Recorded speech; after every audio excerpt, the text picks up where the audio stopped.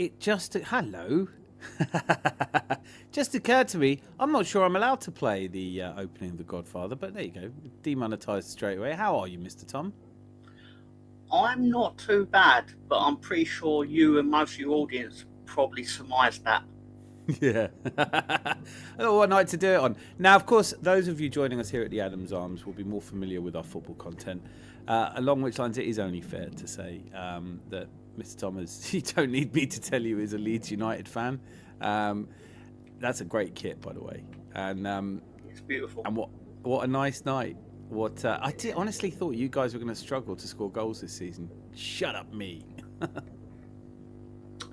All I'll do is I'll quote, for argument's sake, we'll coin Patrick Power on a website. For argument's sake, we'll call it Twitter. It said, unfortunately for Forest, Leeds United stayed at home this evening and Brazil's 2002 World Cup winning side shut up instead. I'll take that. I didn't watch it, but I'll have to go and watch a replay then.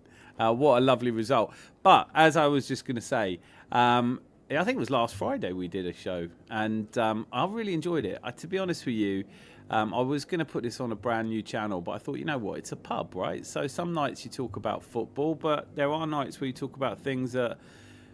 The good thing about talking movies, I think, is that we're very unlikely to see someone trolling us. You know, Tarantino, not Pulp Fiction FC, isn't going to come in here and start giving out that we're wrong about, But I have spent all week just laughing every time I've seen people talking about Melania. I thought yours was the best review of all of them. It's just like, an honest, unbiased, objective view of the audience. I was fascinated by it. I was more interested in other people watching it more than me watching it, because I knew it was going to be bollocks, pardon the language. I think you're all right with the language. And it was bollocks, wasn't it? I mean, it is bollocks. Yes. It was bollocks. I still haven't seen it, nor have I haven't had a chance to watch any films this week, which made me kind of hesitant to do this. Have you been to see anything? I saw a movie today called Send Help. Okay, good. Brief synopsis. It's a very brief. The premise of the movie is basically that Rachel McAdams, who plays an accountant, or she calls herself a business strategist, but really she's an accountant. And basically, no one respects her where she works, and she's been passed up for promotion because the billionaire owner of the company has died and basically been replaced by his son, and his son basically took one look at her and was like, nope, I find you quite disgusting. And basically, sorry, Rachel McAdams plays a disgusting looking business / accountant. Okay, that's interesting casting. She's not typically difficult on the eye, is she?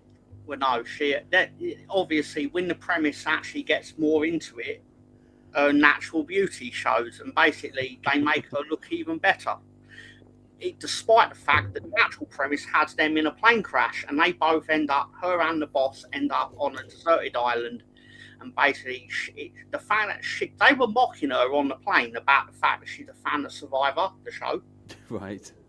And it turns out I'm sitting there thinking, I wonder if this is going to come back to bite them, because it's going to turn out she's actually really good at surviving in this situation. Was there, like we were talking about last week, was there a moment in the film where they actually, did you get the little mention of the title, Send Help?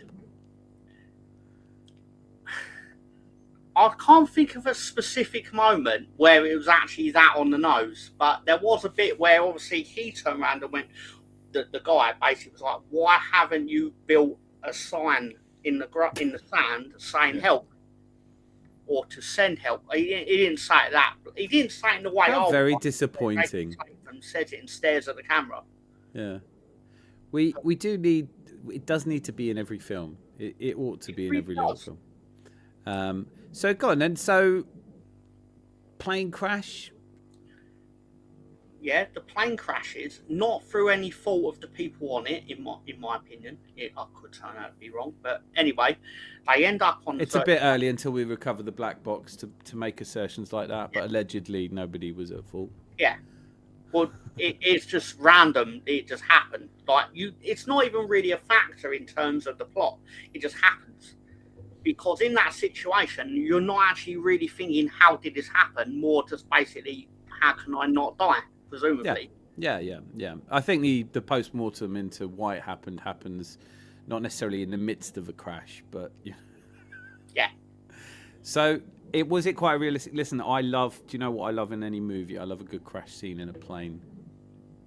The crash scene was quite good. Right. A lot of the movie. Hi Sam. A lot of the movie is very it's clever in the fact, in my opinion, just purely my opinion, it's not very unpredictable or predictable. It's a lot of basically you can kind of see things coming before they happen, but a lot of things that do happen do actually make sense. Right. It's written. So is it? So just help me out. So it's a drama or a thriller, or it doesn't sound comedic. Technically, a survival horror film. Okay, well, that sounds like a new genre.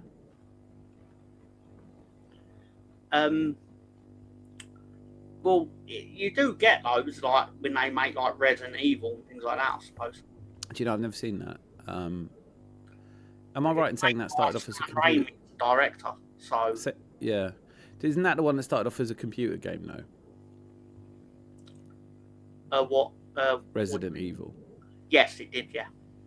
Yeah. So I think I'm just too old for those. So okay, go on then. Give us a thumbs up, thumbs down. Yeah. If I had to score it, I'd score it as 14 out of 20. It's a very much a 7 out of 10 film. It's fine. It's absolutely fine. I enjoyed it while watching it, but I'm totally gonna forget about it next week when I watch something else. Do you know what? I'm glad it's not just me, because I watch really good films and forget about them within a very short space of time. Which is why I'm kind of half tempted not to keep harping back to it. But it's such a big movie event. I am tempted to go and see Melania because I have a feeling that I'll never forget that once I've seen it. It's a fascinating piece of work. And ironically, it's quite successful.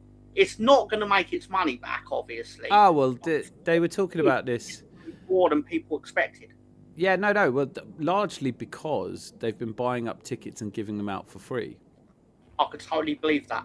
Well, they did the same with Donald Trump Jr.'s book as well. It made the Times bestseller, but no one's ever read it. I think I am from having thought I'll never go and see it to just thinking, it's a generational, once in a lifetime kind of experience. I'll just go through. We've got some people already in the chat. Just to reiterate, I'll get to this in a second. But Kermit's middle finger, where have you been? And he's in here, not with a ribbit, but your team took a hell of a beating, Tom. And it's quite the other way round. We're not talking about Arsenal Leeds tonight. We're talking about. They hate being called Notts, don't they? They hate being called Notts Forest, but they are Forest, and they are lost in the woods. And Leeds, I tell you what, I did say at the start, it's not going to be much football chat, but I can't let this pass. Okafor does look like a player to me. And I couldn't believe that Calvert-Lewin was on the score sheet. 10th goal of the season, baby. He's outscored. He's outscored Ekitike. He's outscored Victor Yokers. And I poo-pooed the idea. But just to be clear, it's the same pub. You're all more than welcome to join. It's a new kind of thing that we're doing. We're spreading our wings a little bit and having different nights to talk about things. And I hope it's not heretical to say it, but you can't talk about football every night of the week in a pub. Sometimes you do need a little bit of light relief. And I've always enjoyed our film chats. How often do you go to the cinema? Is it? I try to go once a week if there's a movie. And as we've discussed, as I'm sure your audience has quickly discovered, I don't know what the right word is. I was just trying to think. It's not filter, but yeah, that's what I love about it. That's what I think really helps you stand out. That's why I trust your opinion, because you're not. There's no. I don't know what the word is either, but it's discernment, I suppose. I suppose it's like, you know. I have no. I don't know what is the least pretentious way to say it. because when I originally started reviewing movies, not as a job but just as a side hobby, I did it more as a parody of the actual pretentious pricks I read in movie reviews on, like The Guardian, things like that. But then I realised it's like, well, no, because I'm watching absolute tripe.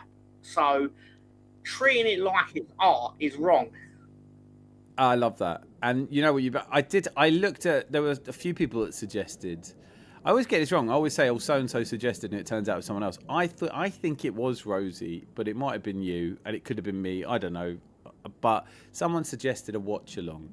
So I've been looking, and one of the films I really liked the look of was Rosencrantz and Guildenstern Are Dead, which is Tim Roth and Gary Oldman. And it's free on YouTube, so I thought that would be possible. But when you just said that, I was like, wouldn't it be better to do like a Steven Seagal movie or something with no kind of redeeming qualities whatsoever? Just stick one of those on. Because if you're going to talk over a film, if you're going to do a watch along with films, you don't really want it to be one that's like gripping.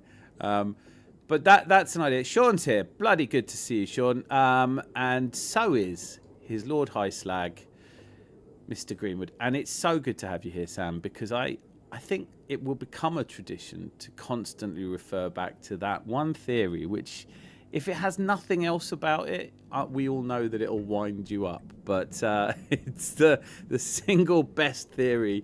I was looking around, I was thinking, I don't have any theories like this for films. I'm hoping you have a couple of others, but it's a tall order to match the Back to the Future theory, which we may reprise later on. Charles 87-S1C.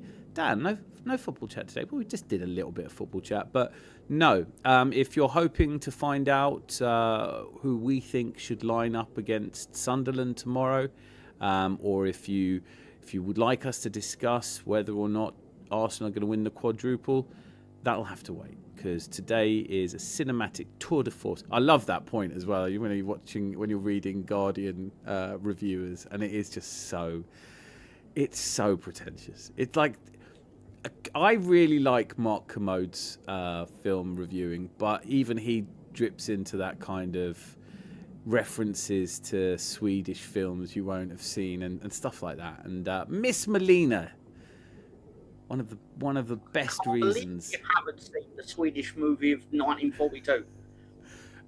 Ugemar Bergmansson. It's was it the lighting director? Was it Sven Sversen was the lighting director? You've not seen Sven's work? Shocking. I thought I'd seen it all, but turns out there's a little-known movie I hadn't seen. Melania's still topical. It is still topical. Boy Tendia. It's a little-known movie no one's seen. Then up come Melania. I was thinking, Your favourite movie, isn't it, Tia? I might pirate Melania. I can't guarantee I'll watch it. I actually think Tom should be drug tested, considering he's watched it. No way you did it sober. I believe him. I believe you. I had to do it sober because I can't drink booze because of the medication I'm on. So there you go. So there's proof if proof be need be. I mean, to be fair, you could actually just disregard it and do the booze, but no, not a good idea, Tom. That's not a great idea. Let's not be doing that just yet. Give it a little longer. A bit like Weapons, instantly forgettable. Haven't seen it. Have you seen that one? I like Weapons because I thought it was quite unique, but I can see why people wouldn't like it. In a nutshell, what it stand is simple. Yeah. Overnight, within the plot, 27 kids go missing. Good. That's a good start. One is still there. Someone's lazy. Someone's not doing their job properly. Yeah. And, well, without giving too much of it away, so this is, it sounds like a beautiful, peaceful movie to me. It sounds like, but I feel like it may more likely be a horror. It has those elements, but with kids going missing, you can't do horrific slaughtering of kids. It never plays well, does it? No. So, but a lot of the horrorish elements are actually, I was about to say, don't involve the kids. That's actually not true. It does involve the kids, but not in the basically in the way like you would do it if I went to you. Have 27 kids get involved in murders without actually killing the kids. Yeah, I think it would just be stick them on the top deck of a bus and have it go over a. I don't think I'd waste a lot of time. The film would be short. It would be the 24 bus that Sean knows well. That wends its way through London from Hampstead, and whenever you get on that at a certain time of day, you've got like 5 different schools disgorge into it, and you get nothing but screaming children, and that bus could easily just explode, and I'd be very happy about it. But weapons, why is it called Weapons? Oh, it's understandable. If you've seen it, you'd understand why it's called it. Yeah. But that would kind of give away the plot. Okay, so how does that compare to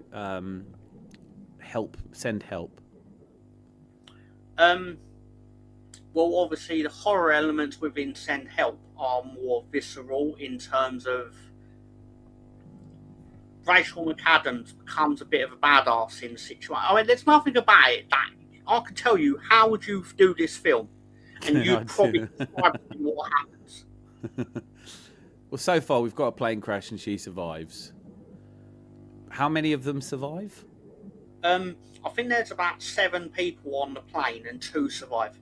Right. Okay. So it's a small. So it's a prop plane. Okay. Yeah, so just her and a gentleman survive. Yeah. And he's a bit inept, and she has to calm him down. Not. Yeah. So she has to calm. Is there a romantic interest in it? No, that's actually an interesting part because there were parts of it where I thought that would happen. Or they tease it's going to happen, but it doesn't. I just think, like, if this is any semblance of reality, you just think, okay, let me start off by saying I don't want to be involved in a plane crash. All right? But if you are going to be involved in a plane crash and you're going to crash somewhere remote and you can only have one person crash with you, Rachel McAdams isn't a bad shout. Do you know what I mean? It's like, but if you do crash on an island with Rachel McAdams and you're as far as she's concerned, you're the last man alive on Earth, and you still don't get any. That's what he's probably going. Send help. And they said, "What's that film Hitch?" Where they send him, and then they'll send him Will Smith, and he gives him tips on how to pull Rachel McAdams. I might have. That's how I might have done that film. So it's probably not what you're expecting.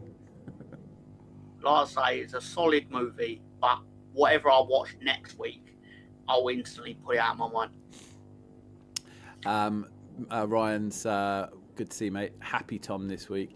I think everyone's gonna give you that. Tom was forced to do it by Junior Furbo. He's still my boy, Sam. Oh, that's the other thing. Bogle scored, didn't he? He did. Miss Molina. Bogle goal was incredible, by the way. I haven't seen any of them. Is that his first goal this season? I don't remember him scoring any others. I think he actually scored the goal at Sheffield Wednesday to equalise in the game. Cup game, though, isn't it? Yeah. I mean, it may well be his first league goal of the season. Well, I look out for him because I know that Miss Molina's got. What's a nice word? She likes him. She thinks he's lovely. She's very fond of him. That's it. She's fond of him. Ribbit Molina. Back to the Ribbits. Oh, Sam is in the chat, all capitals. The Zombie Game is also a dating app on the side, by the way. Is it? The Millet's here. If you're doing a watch along, why not use a silent movie? And I may suggest Buster Keaton the General. That's a really good shout, actually. If me talking over a silent movie isn't going to piss anyone off, is it? Although I don't know. The internet is the internet. The internet is a beefy sort of place, isn't it? Where grown men descend into sort of teenage antics. Lots of pretty girls playing this game. I wonder how many of them are even real. I liked Weapons. The old lady in it is a new horror icon. So is there some... Do any of the children get eaten? Not to my remembrance, no. No, I think that's something you'd remember as well. Yeah. So... Oh, look, Mortlicky, Texas is here. Landlords and chat. Great to see you. I want to get an idea in the... a true win. No! I don't know why no. How about hello? It's great to see you. You're early for a change. Like the old lady in it, again, once you see her, she's she's not a face you forget anytime soon. I'm trying to work backwards here from what I would do with this movie. In Weapons, is there a happy ending? Yes and no. Okay, like it's very much a what you consider a happy ending, because I'm pretty sure a lot of the parents would consider it a happy ending. Oh, then that's a happy ending for me then.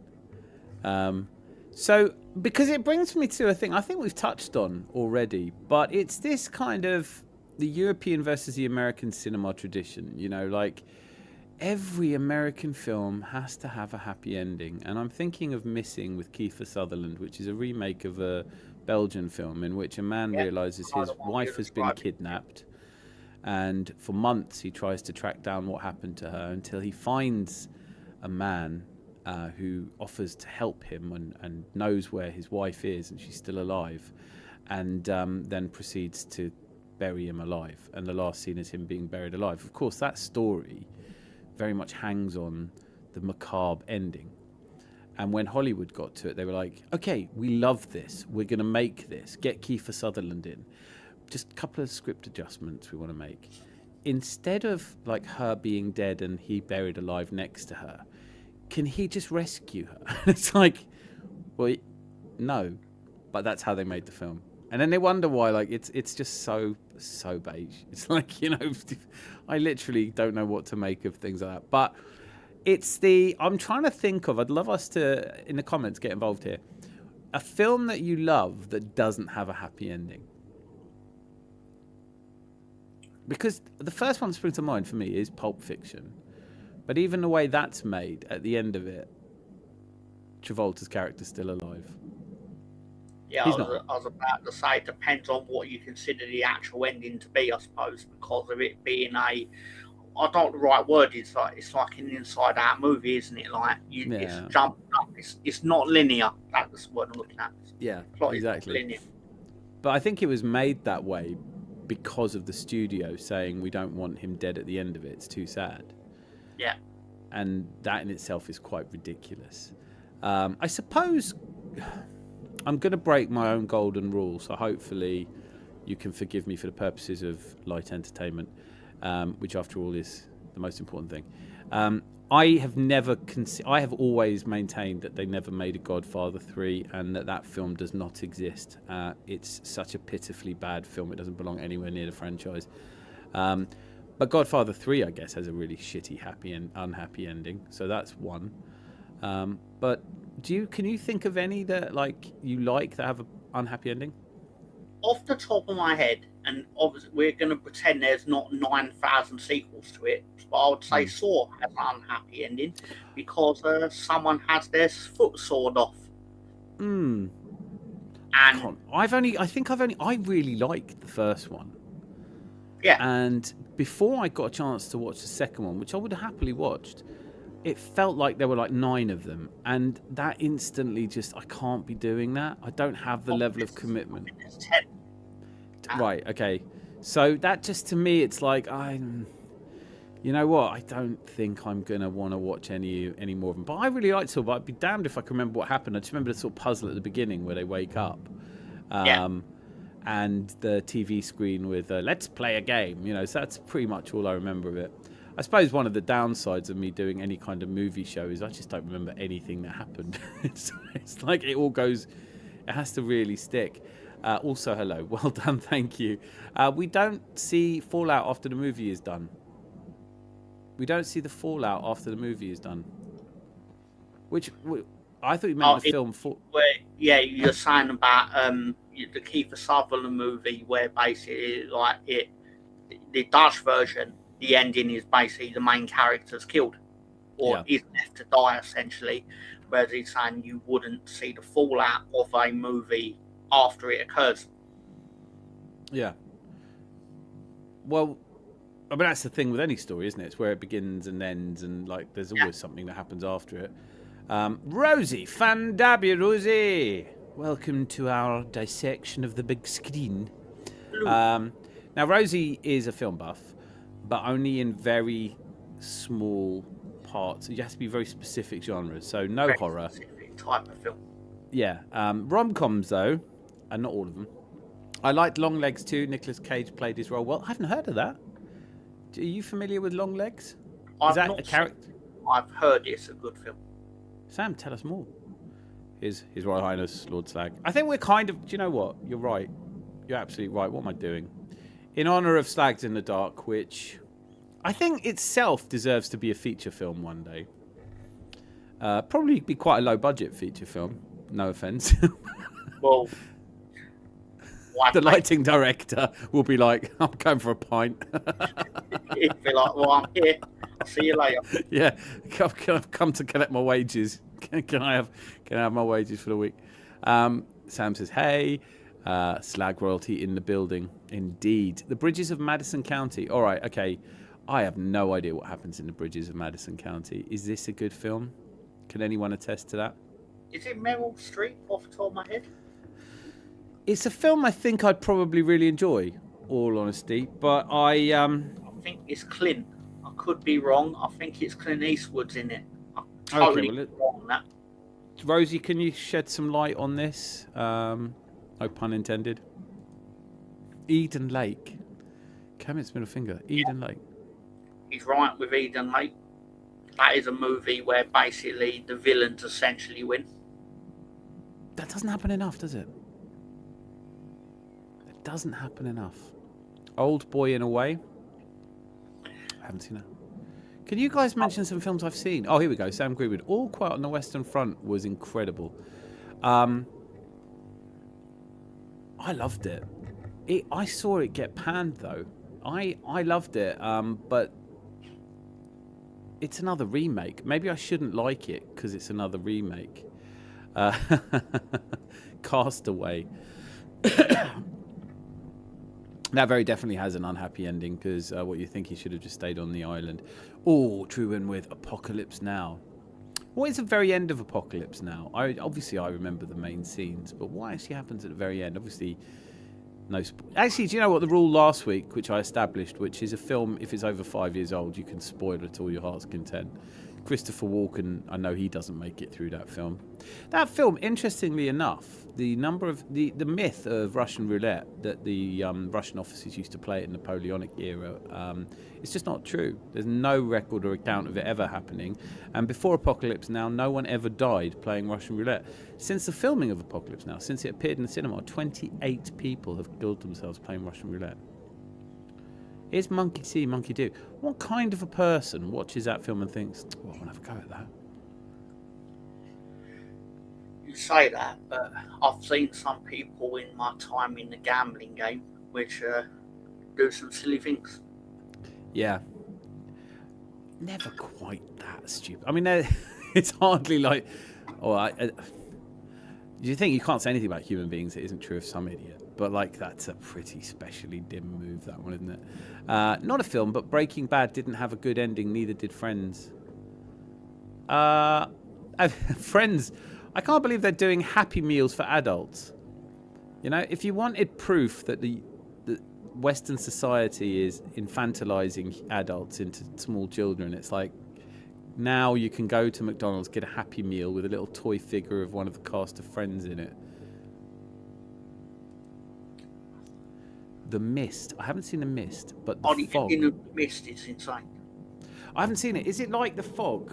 Because that's one of my favourite ever films. It is, in the sense that, like, these people... Both meteorological conditions. They're trapped in essentially they're trapped in, like, a quick save or Tesco's. And the fog, the mist, envelops the complex, but it's obviously outside of that. And there tends to be monsters inside the mist. But the real monsters are the people inside the Tesco. And the great thing about films like that is The Fog is brilliant because there's no, like, you don't have to show anything. You just show a hook tapping on glass, and that's horrifying enough. That had just the right level of Jamie Lee Curtis in. And am I making that up? No, I am making it up. It's not Jamie Lee Curtis in The Lighthouse. Wasn't it Adrian Barbeau in The Fog? I could totally be wrong. There's a remake, and then there's a 19 I want to say 80s, the original, which I used to love as a kid, but I was, it's when I was very young, before I'd even seen Nightmare on Elm Street, which obviously became my most favourite horror film. Rosie saying horror and anime is the only genre I know Sweet Fanny Adams about. Are you a sci-fi buff, Rosie? Damn dimming lights. It's for you. This is, Slags in the dark, Mindcandy in the dark, everything in the dark. Everything's better in the dark. No Country for Old Men. What a bloody good shout. That, I think, is so far winning. I find, and it's great because the ending is like, it leaves it sort of ambiguous, but not at all ambiguous. I've seen bits of it. I've not seen the entire movie. I've seen. Ironically, I think I've seen the ending, but I didn't really understand it. Well, the ending, again, I'm allowed to spoiler this, but the ending is that he threatens to kill, if he doesn't hand over the money, he threatens to kill his wife, and he doesn't hand over the money, and then Julian Bardem visits her, and he tells her what's going to happen, and it's a bit ambiguous because he leaves the room at the end, but there is a scene where he looks down. He's very fastidious, this serial killer, this totally deadpan serial killer. He's entirely fastidious throughout the thing, and he's always worried about his shoes. And at the end, you see him go down, look to his shoes, and clean something off his shoes, and it's her blood. So you know that he has killed her, and that's it. And then he gets involved in a car crash, and it's a very dark ending. But what an absolute brilliant. So I'm starring that comment. Moulin Rouge I haven't seen. By Tendio, is that your suggestion for a terrible ending? Is that a poor ending because everyone's still alive at the end, or just because you can't understand what made you sit through the whole film? Is that a film that you took yourself to? Because you've seen Melania. I think everything. There isn't. What I love about doing the show, you tell me, is that there isn't a film where I go, oh, we won't have seen that. It's just like, I'm not above seeing any film. So did you see Moulin Rouge? I haven't actually been. There you go then. Wow. I might have to make it. I would, I suppose. Yeah, anyone can say that. Clint Eastwood directed it. What one's that? The Mist. Oh no, you're obviously talking about Bridges of Madison County. Merely Street. All right. Anagram Street and Clint Eastwood. Merrill, well done. Street. No, so both words. Merely Street, and that's good. Merrill Street. Longlegs is a dark detective movie with some supernatural undertones. Very good. Sounds like a porno. I'm not thinking that Longlegs sounds like a porno. How that right? But Longlegs, short skirts. Misery. Misery. Doesn't that have a happy ending? Doesn't he escape her? Am I wrong? Well, I didn't like it. I suppose what they're trying to say is because he can still see her wherever he goes, he's never truly over it, I guess. Yeah. He's still going to be in the room, I guess, in his mind. I think as long as she's not able to hobble you, then you're all right. You'd probably be able to enjoy a tuna niçoise or a nice walk in the park or something. But, like, I'm talking about happy ending, sad ending. I don't think just the memory of what happened counts as a sad ending. Reservoir Dogs. Yeah, that's a sad ending, I suppose. But it's you don't expect everyone to make it alive out of a film like that, do you? Oi, oi, Savaloy. Big up Razor and Hot Pants Tom. Something you want to tell us? Hot Pants Tom? I believe Sam made a AI book for me where I'm wearing hot pants in the image. Very short. It's a sort of thing that I think if AI ever does become sentient, that's on its list of crimes it wants to repay. It's like, what did you make me do that for? Ending of Apocalypse Now, the horror Marlon Brando's character. Oh, right. Okay. Yeah. Apocalypse Now. Yes, that's a film which... Okay. I don't know if I like Apocalypse Now. I've said it. I know it's a very... it's everyone loves Apocalypse Now and it's brilliant, and I think it's a very long film, and I do think that there's a point where you just have to say, look, Marlon, we've waited months for you to make this film. Yes, you're going to have to be lit, okay? We want people to know you're in it, and no, we're not going to rechange the whole film just so that you can sit in the dark because you're a bit body conscious. That's ridiculous. But am I the only one? Tom, is it a film that you enjoyed, Apocalypse Now? I've not actually seen it. It's long. It's a Vietnam flick. It's a particular That's take. why I wouldn't have seen it. I'm not really a fan of war films. Ah, interesting. I'll tell you why. And I'm sure people think this sounds absolutely bonkers, but I don't really like films where basically you're in the jungle and the action's so frantic and the camera's moving because they want to give me the feeling of being in the war. It's like, well, if I wanted that, I'd fucking sign up to the army. Yeah. But, you know. Yeah, no, there's a few films. Actually, it's interesting you say that. It's one of my pet hates in any film is that, where there's a massive battle scene, but all you see is like very close-up jump shots. Like nothing lasts for more than a second. And I can understand why they do it. But even if a film like Braveheart, when they start clashing, you want to pan out a little bit, you know? The only film that I think gets away with that, really, and doesn't do that, and is Saving Private Ryan. And I think that Dan Snow, who does a lot of historical work, or he's a historian, and he does this series on YouTube where he says if it's historically accurate or not. And he's spoken to a lot of veterans in his time who were at D-Day, and they say that is as close as you're ever going to get to being there, which in a sense is one of the best reasons not to watch it, really, because who the hell wants to be on D-Day when, you know, like there's blood and guts everywhere. But I suppose it elevates the heart rate in a way that, but it doesn't do that thing that, you know, you just said, which I absolutely find so frustrating in any battle. But I suppose it's just hard to do them justice. Is Apocalypse Now, I want to know from everybody, though, who's seen it, is it one of those kind of everybody loves it films? 'Cause I don't think really I've ever mentioned that I don't like it before. I've seen it a few times. It just goes on and on. I've not really seen it in a, like, spoken about in a way like it's not excellent, but I've never heard anything about that makes me feel like I need to see it. No, it's got little clips in it which are, you know, iconic now. Charlie Don't Surf, and it's a very dark look. Obviously, you know, it's kind of, you know, I think we talked about this last week when I was saying about Schindler's List would have been a very different film if Stanley Kubrick had made it, and I imagine if Spielberg had made Apocalypse Now, it would have been, it would have had at least a soul in the. There would have been a romantic reason why they were doing it all. But actually, the truth about these war films is there is no reason for it. The people who go are just there. I do like a war film, though. I do. I have always. I was thinking about this a lot actually today, just before I got really busy at work. I was thinking, why do I like gangster films? It's so corny. It's so like, you know, if you're a bloke, you like Godfather. Why? Why do I like these people who live, you know, do what they want and live outside of society and are, you know, no one picks on them. It's got to be a sort of childlike insecurity, hasn't it? Where you wish you were one of these tough guys.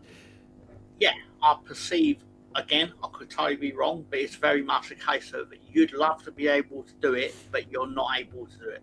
Yeah, and yeah, exactly that. And there's no way on earth I'm gonna be as calm as they are in the situations. And, you know, I'd be like, please don't shoot me in the face, please. You know, that's a sort of reality of my life. But obviously, when you go and watch a cowboy film, you're like, get off your horse. Now, do you like cowboy films? So surely, I have enjoyed some. Because you were watching The Good, the Bad, and the Ugly, weren't you? Yeah, I watched that last week, the final hour of it, but I feel like the final hour of it lasts about 7 hours, what it feels like. So does that get, how many does that get out of 20? I would probably give it, just my quick off the top of my head, I would give it 16 out of 20, but really, right. Probably about 14 out of 20. So it's send help. You know, if you had to pick between watching one of them. You know, you're watching something that's good. But again, for me personally, I like movies where it's either a 20 or a 2. I totally get that. The worst thing you could be is a 10. Yeah. So bang average. Be something that's so great that I can sit here and say it's great, or be something so bad where I can may try and amuse myself by describing how bad it is, like The Room, for example. It's incredible. The Room. Why do I know that? Do I know that? I think I mentioned it last week, and I did a bad job of selling it. But it's Tommy Wiseau, and he's got. Oh yeah. No, yeah. You did a good job of. I wrote it down, but I haven't known it. Yeah, no. And I looked at a clip of it. That's right. You said it was dreadful. So I completely agree with you, by the way, because there is nothing worse. Bring Out Your Dead by Martin Scorsese immediately jumped out at me. It is a film that is not so bad, not so good. I watched it. And because it's a Scorsese film, and I'm likely to watch a Scorsese film, and it wasn't until the last 10 minutes of the film I realised I'd already watched it. I'd already seen the damn thing. I was like, oh God, yeah, I remember this now. It's shit. But it's not so shit. I remember it. Like, I thought the Twin Towers, the Lord of the Rings second film, or Two Towers, whatever it is, was such a bad film. I can remember huge bits of it because I was so angry. So I completely agree with you. If it's shit, really shit, that's a redeeming quality. If it's amazing, obviously it needs no redeeming qualities. But when it's so beige that you just can't remember watching it. Well, I've never made a film, so when I judge movies, I try to do it in the context of I've never made a film, and basically I'm trying to be kind to the people that have gone to the effort to try and make something for me to watch. But at the same time, I really think there's an artistry to make something to actually go out of your way to try and make something really good if it's actually really shit. Well, it used to be the sort of in the 80s things like, I mean, obviously Revenge, what's it called? The Tomatoes one. Attack of the Killer Tomatoes? Yeah. So that you realise is tongue-in-cheek. There's just no way that's not tongue-in-cheek. Or Killer Bees with Michael Caine in it. I forgot. Swarm, I think it's called. They said, why on earth did you make that film? And he goes, I bought my house with it. Like, it's okay. I believe Michael Caine, when he made, I think, correct me if I'm wrong, if he was in Jaws 4 or yes. Jaws 3. But he basically went, what was you thinking when you made it? He went, well, I now look at the house. Look at the house that he paid for. And the movie is not great, but the house that he paid for is fantastic. Yeah, so I totally get that. It makes a lot of sense. Rosie's saying, how much do you think the Friends cast made from the Happy Meals? I wonder if they got any of the... Because I don't think that's the sort of series you sign up for and you keep your image rights, But I could be wrong. But I think they're all fairly well off anyway. Rest in peace, Joey. Not Joey. What the fuck? Chandler. Matthew Perry. So you knew what I was thinking. And Big Back Meals. I can't believe that they do... They do Happy Meals for adults. What happened at the end of Porky's? Never seen it. They probably pulled something. Yeah. I've seen some sci-fis. That's good. The original film of The Fog was better than the remake. I think that's true of everything. Romeo and Juliet. What a shout. Not sure I like that film. To be fair, though, that is more based on someone else's story from a long time ago. Like, you can't really go changing that. Well, you can. Imagine. No, I'm imagining Hollywood exec that's run that idea past them. Okay, like the traditional story. But what if? What if they go to camp instead, I knew as soon as I said it, I was sitting thinking, Tom, what are you talking about? Of course they can change it. No one's going to know, are they? Huge Baz Luhrmann fan. Hey, chaps. Chris Nix. What happened to Hey Darlings? Just because you're doing a movie show doesn't mean our feelings aren't. Just please come in properly, will you? Hi. Oh, do you know what I wanted to talk about? Where do you stand on Brad? Where do you stand on Brad Pitt? No, what I meant was, how highly do you regard him as an actor, a thespian? One thing I think he's actually very good at. He's very good at picking films that make the best use of what he can do. For example, and without going on tangent, like Arnold Schwarzenegger is like the daddy of this. It was amazing at basically picking movies and directors that would actually make the best use of Arnold Schwarzenegger, which a lot of film stars don't actually really do. Yeah, that's very true.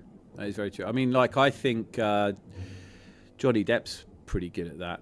He hasn't got a 100% record, but he doesn't pick obvious films. He picks quite interesting films, and then obviously he gets paid trillions of dollars to do a franchise, and he's like, yeah, I can do Jack Sparrow. That's fine. Yeah, I'll do that 5 times. I'll do Keith Richards 5 times in 5 different movies. It's fine. But I really rate Sir Bradley Pittington. I think, and the reason I was thinking about him was because Thelma and Louise. Someone's just mentioned Thelma and Louise. Which again, is an excellent shout for an unhappy ending, Hollywood film with an unhappy ending like that. It's pretty clever that they did that. And it doesn't feel unhappy, but obviously it is a double suicide, but it doesn't feel like it. But it's the fact that Brad Pitt seems to have been around forever, but when you look at it, it's because I watched True Romance on Saturday.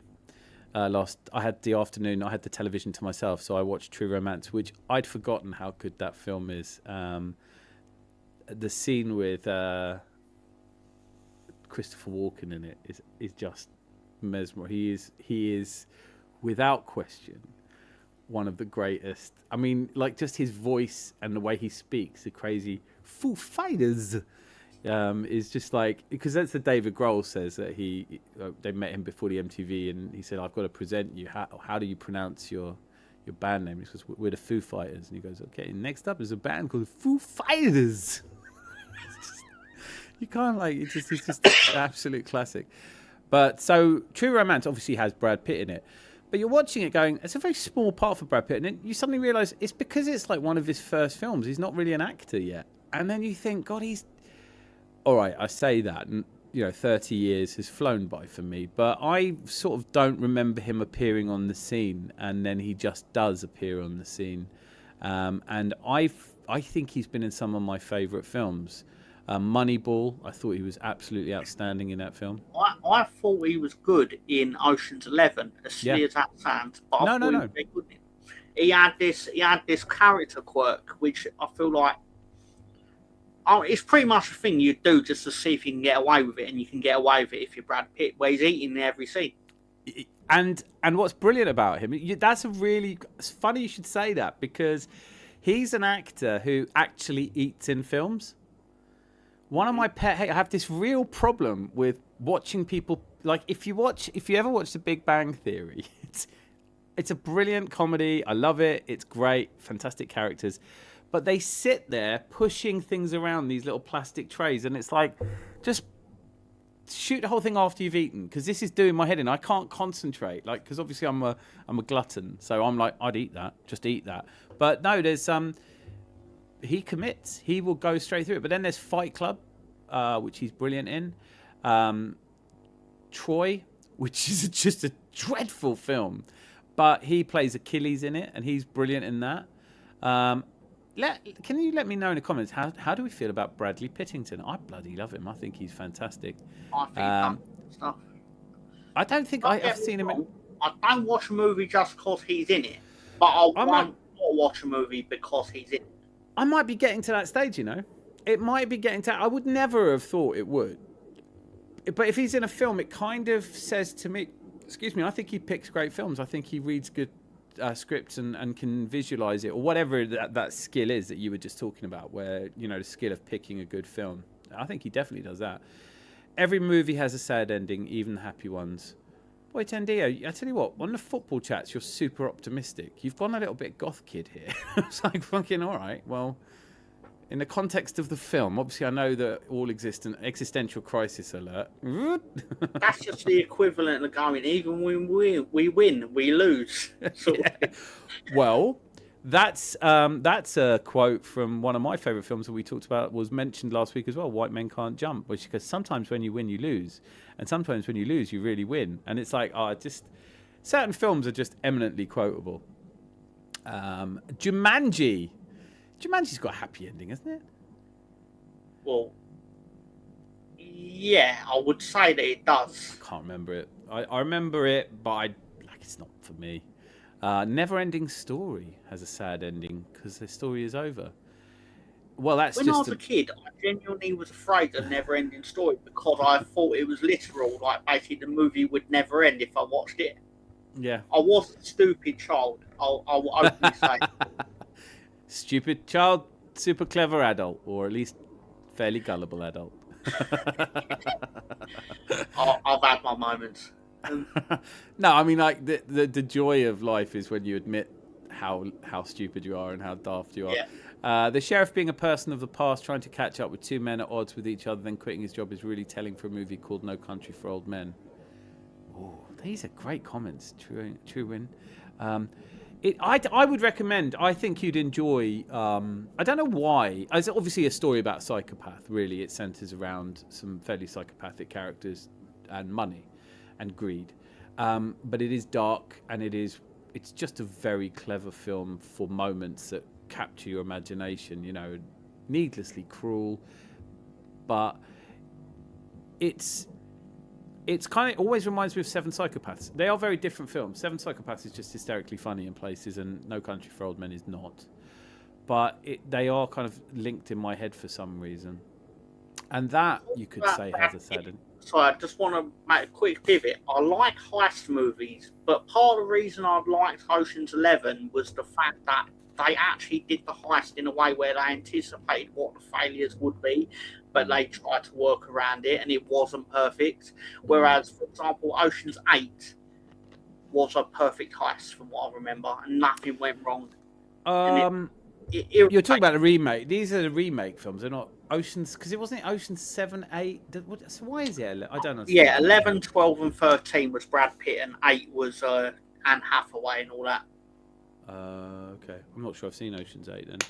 But yes, yeah. I liked it, but it's a film that it is what it is, you know? It's not going to make you question your moral compass, is it? It's like, yeah. No. But there is that kind of American heist films. It's far more acceptable to get away with the loot. The good Ealing comedies where, you know, the typical Italian job ending where do they get the gold or don't they get the gold? And in the end, it doesn't really matter to me because I'm not getting penny one of it. But it's always sort of like you're not allowed to win. The Boy in the Striped Pajamas, I've not seen that. Tom loved Spice World. Well, it's ironic. I'm just going to do a very quick check to see what score I gave Spice World, but I didn't hate it. So it isn't. So you didn't hate it, but you didn't really love it, did you? I don't want to commit to it because I've already forgot what score I'll I gave go through some of the comments while you check. Rosie says The Green Mile. Although The Green Mile, Tom Hanks' character kind of lives forever. I don't know if that's a sad ending, but it is a sad. It's a beautiful film. He was in it. He played Richard E. Grant. Yes, Richard E. Grant was in Spice World. I hate action movies with erratic camera. Bad Boys 2 has the worst camera work I've seen in my life. It's a really good... Do you know what? I want to keep thinking about this. I will be thinking about this after the show. Because it really resonated, that whole thing of the too many jump cuts and jumping around and you can't really tell what's going on. It's just annoying. Spice World, where the bus goes over Tower Bridge. How the Spice Girls did that, we will never know. I actually scored it 30.28%, which I thought I was being generous. Okay, well, now we've shifted to percentages. That would give it a 7, and that's a 7 out of 20, isn't it? Yeah, I would. But when I actually did the review, I wouldn't have actually wrote it as 30%. I would have worked out a very silly, very, very silly scoring system. But then it would work out as 30.28%. I'll have a look. It's between 6 and 7, isn't it? If you did 6.5, it's still it's. Mm-hmm. If you can tell me how those fight scenes are choreographed in Bad Boys 2, you should probably get paid for it. I've not seen it. Can't help you. Here we go. The battle scenes from Waterloo were brilliant, taken from the air, all before CGI. I really like that film. That's a film. That's the film I hoped Napoleon would be. It's very... The pacing of it is very methodical and it's somber and I really liked it. But yes, some of those films that really create those battle scenes and you think, God, they actually had to do that. Probably in a parking lot in Croydon or something. But yeah, no, brilliant film. Doesn't get talked about very much, but it is a very good film. And theatrical cut is the best version of Apocalypse Now. Its side characters elevate the film. They really portray the effort of making a sense of home in a war setting and those who commit fully to war. Interesting. I think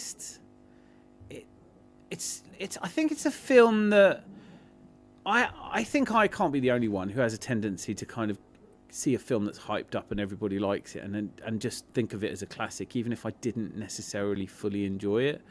And then as you get a bit older, you think, how many times have I ever gone, oh, I have to watch that again? And the answer is not once. I think I've seen it 2 or 3 times, but I don't really like it.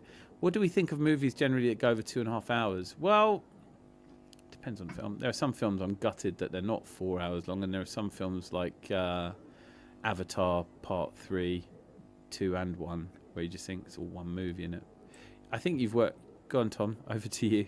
I've found it out. Basically, I actually scored it as 1.514 Spice Girls out of 5 Spice Girls. I wrote that on... so which is the... So basically, out of the Spice Girls, you've kept one and half of another one. Yes. So which is the Spice Girl you've kept, and which half of a Spice Girl did you keep? Oh, I would have definitely kept... I would have kept all of Jerry. You would have kept all of Jerry. All of Jerry. And I would have kept half of Mel B, the half that supports Leeds, but didn't... Yeah, the Leeds half. Didn't let Eddie Murphy basically cut and run on her. I think it's funny, isn't it? You go through different stages of life, you appreciate different Spice Girls. But for me, Mel C became the one that... because she can actually sing. And he was the one that could sing, yeah. And I'm not like, I don't have any... But she did that really great... to digress a little bit, but she did that great song with Bryan Adams, Baby When You're Gone, which I really That love. is one of her better songs. I can't think of many of her songs, but I know that one. I've never watched The Untouchables, but I've left a spot for it because of a Mafia game I played in the forum. I really like that film. That'll come up a lot in these shows. It has De Niro playing Al Capone. It's one of the better depictions of Al Capone. And it's a nonsense film. It's a total reimagining of the reality of the fact that they prosecuted Al Capone on tax evasion and there was no really shotguns or anything like that. But it is one of the first films, I think, with... And I can never remember his name. And I couldn't remember his name when we were talking about Waterworld either. I just cannot remember his name. I hope this isn't the beginning of some sort of terminal decline, but... He's one of the most famous actors. I've just watched him in like all those episodes of Yellowstone. Why the hell can't I remember his name? You're talking about Mr. Costner? Yeah, Kevin Costner. I genuinely cannot remember. I've watched almost everything he does. I liked Waterworld, like I said last week. Did you manage to get round to watching The Postman? No, I haven't watched anything. I got it on DVD. I remember specifically sending away from it. I got this copy of it. Like the DVD is in French, but obviously they have English audio and all that, but yeah, it's very much like Gold What's Dust. it called in French? Il Postino or something? That's Italian, isn't it? Probably. Just yeah. Le Postman. On the cover, the cover is in English, but obviously when you put the DVD in, you're like, how do I find the? You have to do like the thing where you have to go around the menu trying to not make things worse. Do you ever see? I remember signing up to Love Film. I thought, this is brilliant. Oh, it's fantastic. What a brilliant idea. Yeah, because I hate having to go back to the video shop and think, it's brilliant. Yeah, so they'll post it to me. I'll watch it and send it back. Totally forgetting that I've got ADHD. So if you post me something and I have to post it back, I just never will. And they would write to me eventually going, look, you do have to say... all I had was The Goonies. That's what I got out. I got The Goonies. Never watched it. But I had it. And Love Film, of course, ultimately closed down and just became Amazon Prime. And because I owed them so much money, that they just put me on a Prime membership. So I never really chose Prime, but I've been on a Prime membership ever since. And that must be about 15 to 20 years ago. And I found the Goonies DVD when I was clearing away a couple of weeks ago. And I was like, I still haven't watched this. This single film that I rented probably cost me 250 quid or something. But yeah. I love the film. I just didn't watch it on DVD. But boy, Tendy, I would watch The Untouchables. It is a good film. It's got Sean Connery playing an Irishman as a Scottishman without changing a beat of his accent. Sam Greenwood says The Godfather is very much rooted in the loyalty of family as an extension of oath and the mafia holds. I really liked something I was reading this week, which said The Sopranos basically takes The Godfather and it shows you just how the reality of it is not nearly as glamorous as you think it is from watching The Godfather. And I do think that one of the most interesting things about mafia films is they build very much on this oath and omerta and loyalty, and it's all bollocks, and it's always been bollocks, and it's just grubby crime masquerading as some sort of, but I love every gangster film I've ever seen. I think, I'm just that guy. I am the typical bloke. It's like everyone takes the lessons from Scarface, and it's always the wrong lessons. I'm just going to do everything Tony Montana does, but I'm not going to do as much, and I won't get caught, because he got caught, and he basically went a bit too far with it, but I won't. Yeah, he was sniffing up a couple of pounds at a time. What I'll do is I'll just tone it down a little bit. No, yeah, it's so true, isn't it? It's like he should not be a hero in any developed society. In any superiorly intellectual society, everyone would be, what a despicable and horrible person. You need me to kill someone for a couple of dollars? Yeah, okay, no problem. Why wouldn't I? You sleep with my sister, I kill everyone. It's that kind of. It's a dark film. But it's not a moral play. But you're right. It shouldn't. I love the film, though. Yeah, but you say that, and I know we were talking about it before, and it is just because when I went to watch True Romance on whichever platform it was on, and there was an option to watch Scarface, and I was like, because we've been talking about it, I was like, and I thought, look, I just know what happens in every scene. Nothing. There is one scene that I get shown quite often on YouTube, which is being hung out of a helicopter. And it's one of those, I don't break I have my word and my balls, and I don't break them from no one. And that's a kind of, yeah, me too. Except obviously if the missus asks what time I got home, and I might tell a few lies here. It's like, you're absolutely right. Everyone always takes it, the sort of, like a life lesson from, and it isn't that. It's always the wrong lessons. Like the amount of people I saw, I know these people. I don't know these people, but like the type of people that say this sort of thing. It's like, oh man, I'm gonna live that life, and I'm gonna be really cool. And it's like, mate, you'll be cool. You'll be like in prison within a week. You'd soil yourself. Do you know what I mean? Like the very when he's in that hotel room, watching his friend essentially butchered with a, very well put.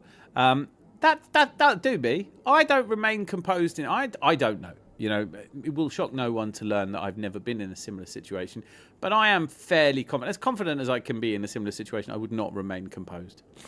I'm pretty confident that I would thank the Lord, and I'm not a religious person, but I would thank the Lord because I'd invent one, and I'd thank him while I'm wearing dark pants. Because I would shit myself. Oh, before the chainsaw comes out, the look of that woman with the massive machine gun would have me soiling. It's not even the soiling myself. I could live with that. I nearly soiled myself at the football because the queue for the toilets was that long and I'd had 3 pints and I was like, what's going on here? And when you're standing behind someone and he seems to be just having a bit of a too long go at this. But anyway, it's not soiling myself. I could happily go, yes, I've soiled myself. I saw someone bisected with but no, it's I would be more ashamed of the crying and begging like a little girl, like a little person. It's not necessarily, but you know what I mean. The Untouchables has a guy in it from The Sopranos. I'm trying to think who that is. You've got me on that one, Rosie. Which character are you talking about? Because I think you're probably right, but I hadn't noticed it. Chandler. Pretty sure it's Jaws not 4, Chandler. The Revenge, yes, from Michael Caine bought his mum a house from the wages he got from the film. Yeah. Well, there from film trivia, Michael Caine's... that's a story for another day. I thought of a movie that has a bad ending. Titanic. That's a good ending. That's a good ending, because honestly, at the end of that, you're like, oh, fucking hell.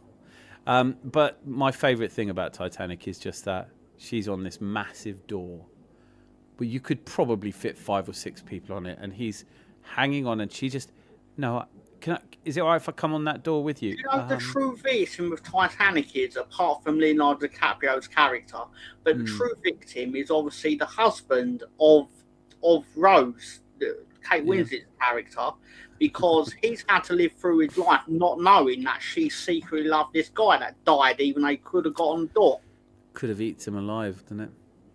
True. No, I mean, she's the true monster of cinema, along with Grandpa Joe from. I'm glad you said that, because I absolutely agree with you, and I think that to paint her as anything but a loathsome individual, there's just a point where I'd love to remake that film, but with Leonardo DiCaprio's character going, you let me on a fucking... Anyway, the next scene, you see her splashing and him climbing over, going, fucking...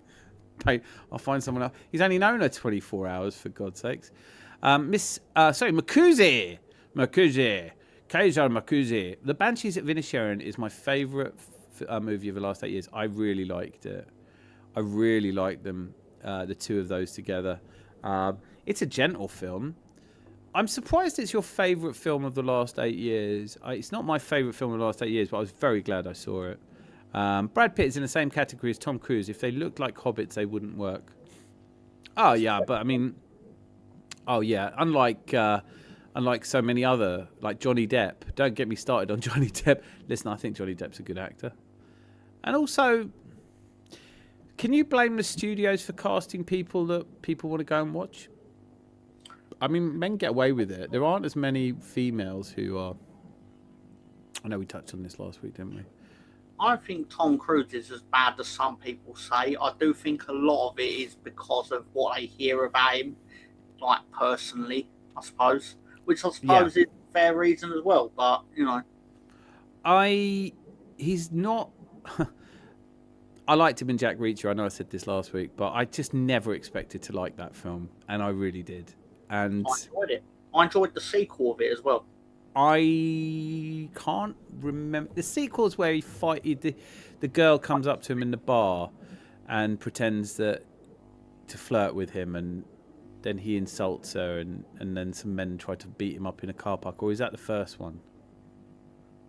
I think that is the sequel. Describing, it's definitely something that happened. No, I know. Otherwise, I dreamt it. Isn't he being stitched up by Jay Courtney, if I remember rightly? I don't know who Jay Courtney is. He ended up playing Bruce Willis's son in Die Hard 5. I haven't seen any of the Die Hard franchise.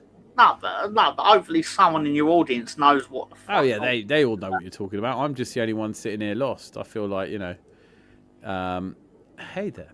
What is the name of the guy in Sopranos who used a buzzer to communicate? Well, no. You're thinking of Breaking Bad. Yeah, you're talking about Hector Salamanca. Yeah, he's actually the guy in Scarface who's actually trying to set off the bomb in the embassy by the embassy. Yeah, that's right. That's absolutely right. Yeah, he's in the car with him, isn't he?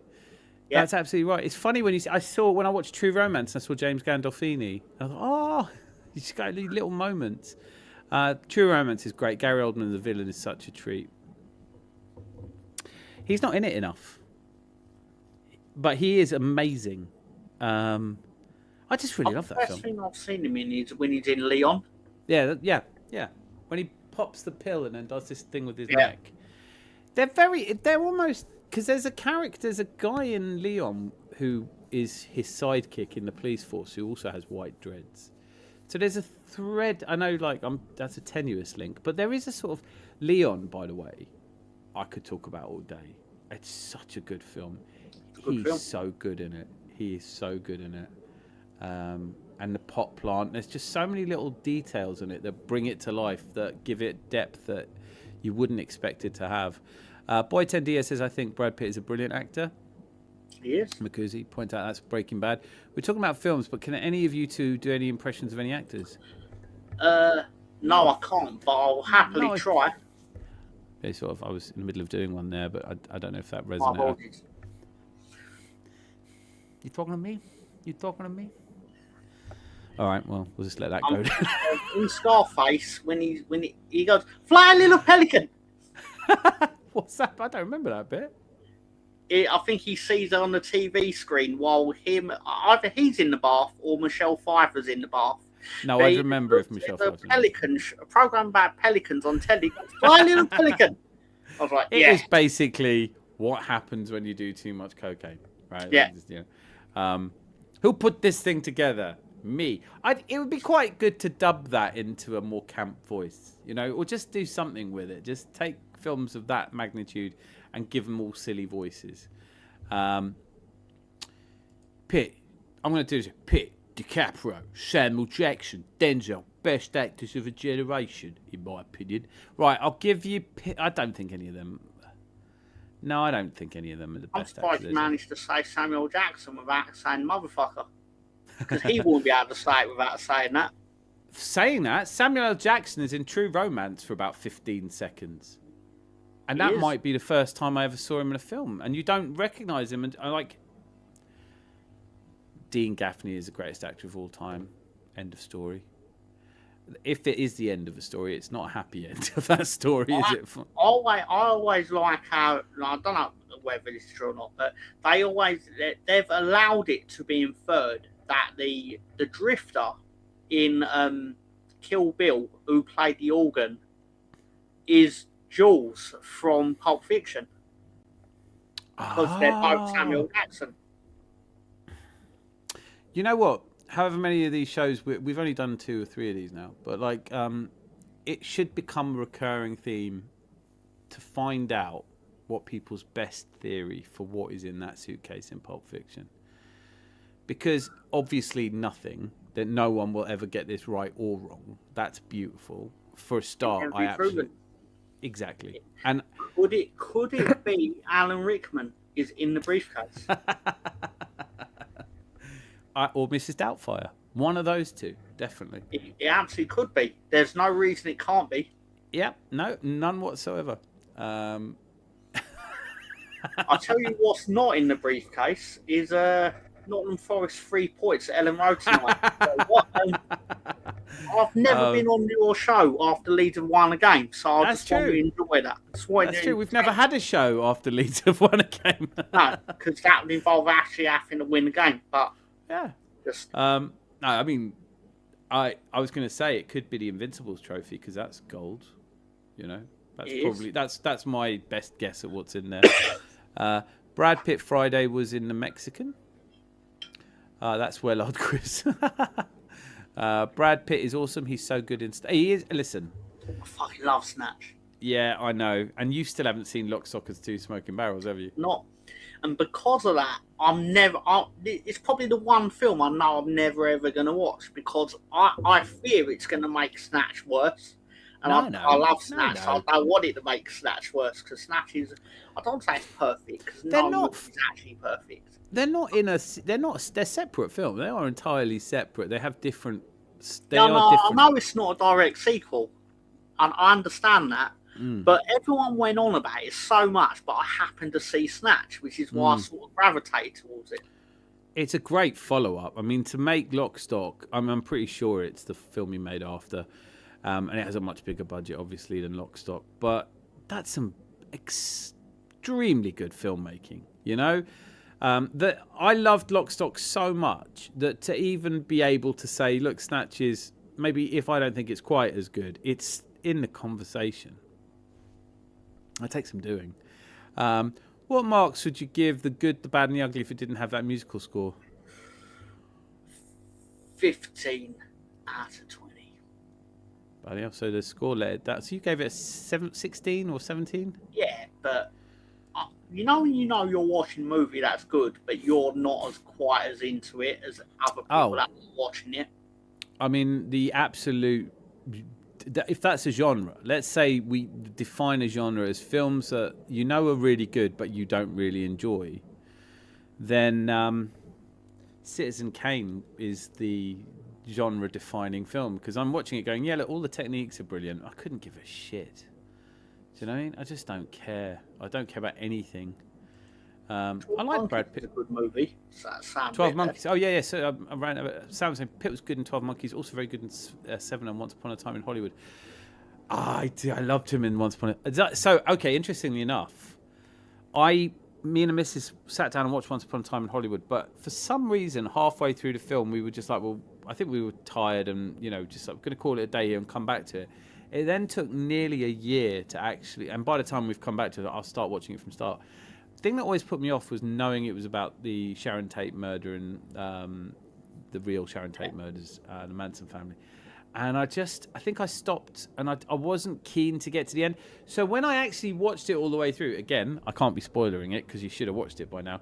I thought, this is fucking brilliant. Yes, this is what we want to see, because you take characters that are so reprehensible, you can't possibly care what happens to them. And then you do these kind of schlock horror, flamethrower, just everything I wanted in a movie. I thought it was really good. And for me, the standout part of it, I think for a lot of people, apart from the end where it's really good and he throws a dog food can at her, but you just say when Bruce Lee gets embarrassed. That's brilliant, because no one does that to Bruce Lee. You know, I love Bruce Lee. As a kid, I really wanted to be Bruce Lee. I mean, I thought I looked like him. I remember standing in front of mirrors and going, I can see the resemblance, yeah. Yeah, it's massive. To be honest, to this day, I have to tell people when they ask for an autograph, he died 40 years ago. You know, it's not me. But I suppose I'm starting conspiracy theories where people go, you know, Bruce Lee's alive and well and living in rural East Sussex. But no. But I love Bruce Lee. This is not about... I just like it when you take the legs away from an icon, you know, and you make him real suddenly. Because I bet he was like that.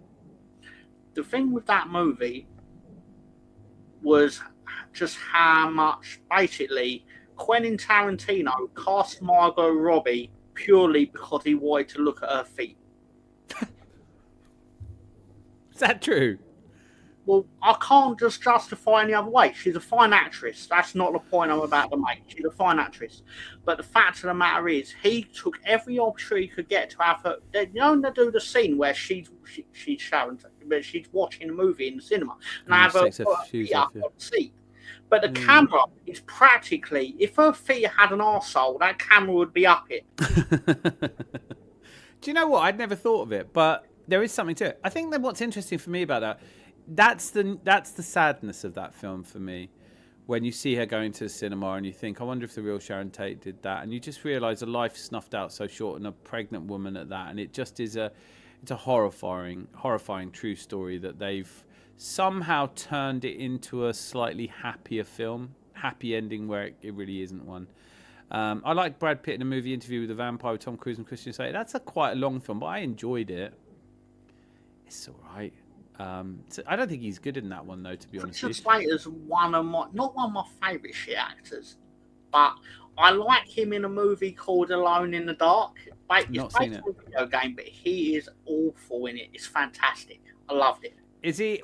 Is he older, or is it him as a younger man when he was still basically doing a Jack Nicholson impression? I believe he made it. I could totally have the timeline wrong, but off the top of my head, it's probably early 2000s or late 90s, early 2000s. So he kind of fell out of favour, didn't he, a little bit? Yeah. His behaviour made him a little bit tough to work with. But I would say that Heathers is still one of my favourite films of all time. And I think partly because of the way I watched it on video. I think my mum rented it, and I was like, go on then, put this on. And it was just instantly gripping and very, very dark comedy. Anything dark will get me. I think, Rosie, you're in the same boat, aren't you? Robin Williams, Bryan Cranston, Viggo Mortensen, who speaks like 7 languages, I found out recently. John Candy, Billy Crystal, Tom Hanks, Rupert Everett, Stephen Graham. What an actor. I've got issues with Stephen Graham, and I know he plays Tommy in Snatch, and he's fantastic in Snatch. He's fucking brilliant in that. He's brilliant in it. He's the English Pedro Pascal, because he is in everything on the BBC. Yeah, no. Well, he was in Boardwalk Empire. Yeah, I know. I'm not saying he's a bad actor. No, he's definitely not a bad actor. Good actors that I can be sick and sight of. Like, let someone else have the role as Pedro. No, he's not, is he? He's not gonna. Did you ever watch? For some reason, did you ever watch Civil War? I have. Is it the one with them going across the country trying to document? Yeah, I have seen that. Yeah, that is a really interesting film for me, because I didn't know if I enjoyed it or not. But as time has gone on, I think about it in different ways, and I think, there's some really good filmmaking there. But it's like anything. If it's a subject you're really excited about, I think we touched on this with with some films, the idea is so good, you look forward to seeing it, and the execution might not live up to the lofty standards you have for it. But with Civil War, obviously, I was like, oh, it's really exciting because obviously it's kind of zeitgeisty, and we do wonder what's going to happen in America, and you're kind of watching it from a distance, or some of us are anyway. If you're not, good luck. But you start watching it and then you think, oh, it's a bit shit, it's a bit slow paced in places, but it has enough of these little moments where you go, that's haunting, that stays with you. I can't remember his character, the guy with the red glasses. I'll have to look his name up. I'm not sure I know it, but he was in Breaking Bad as well, and he just plays the best cold-hearted killers. All magnificent actors. Anthony Edwards, Eric LaSalle, don't know those two. Steve Buscemi, top of my head. Correct me if I'm wrong, Rosie.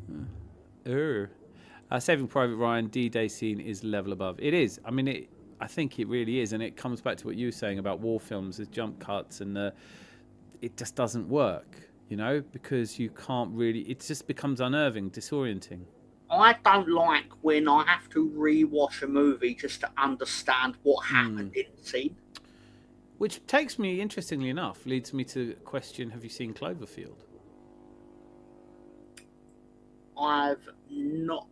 Because you would absolutely hate it. I know this for a fact. It's just because they can't show the thing that the film is about. They use handheld video. They make it like, and it's fucking boring, because ultimately I don't want to go to a cinema and not see the thing that everyone's talking about. Do you know what I mean? There's a great scene in South Park, and genius South Park, right?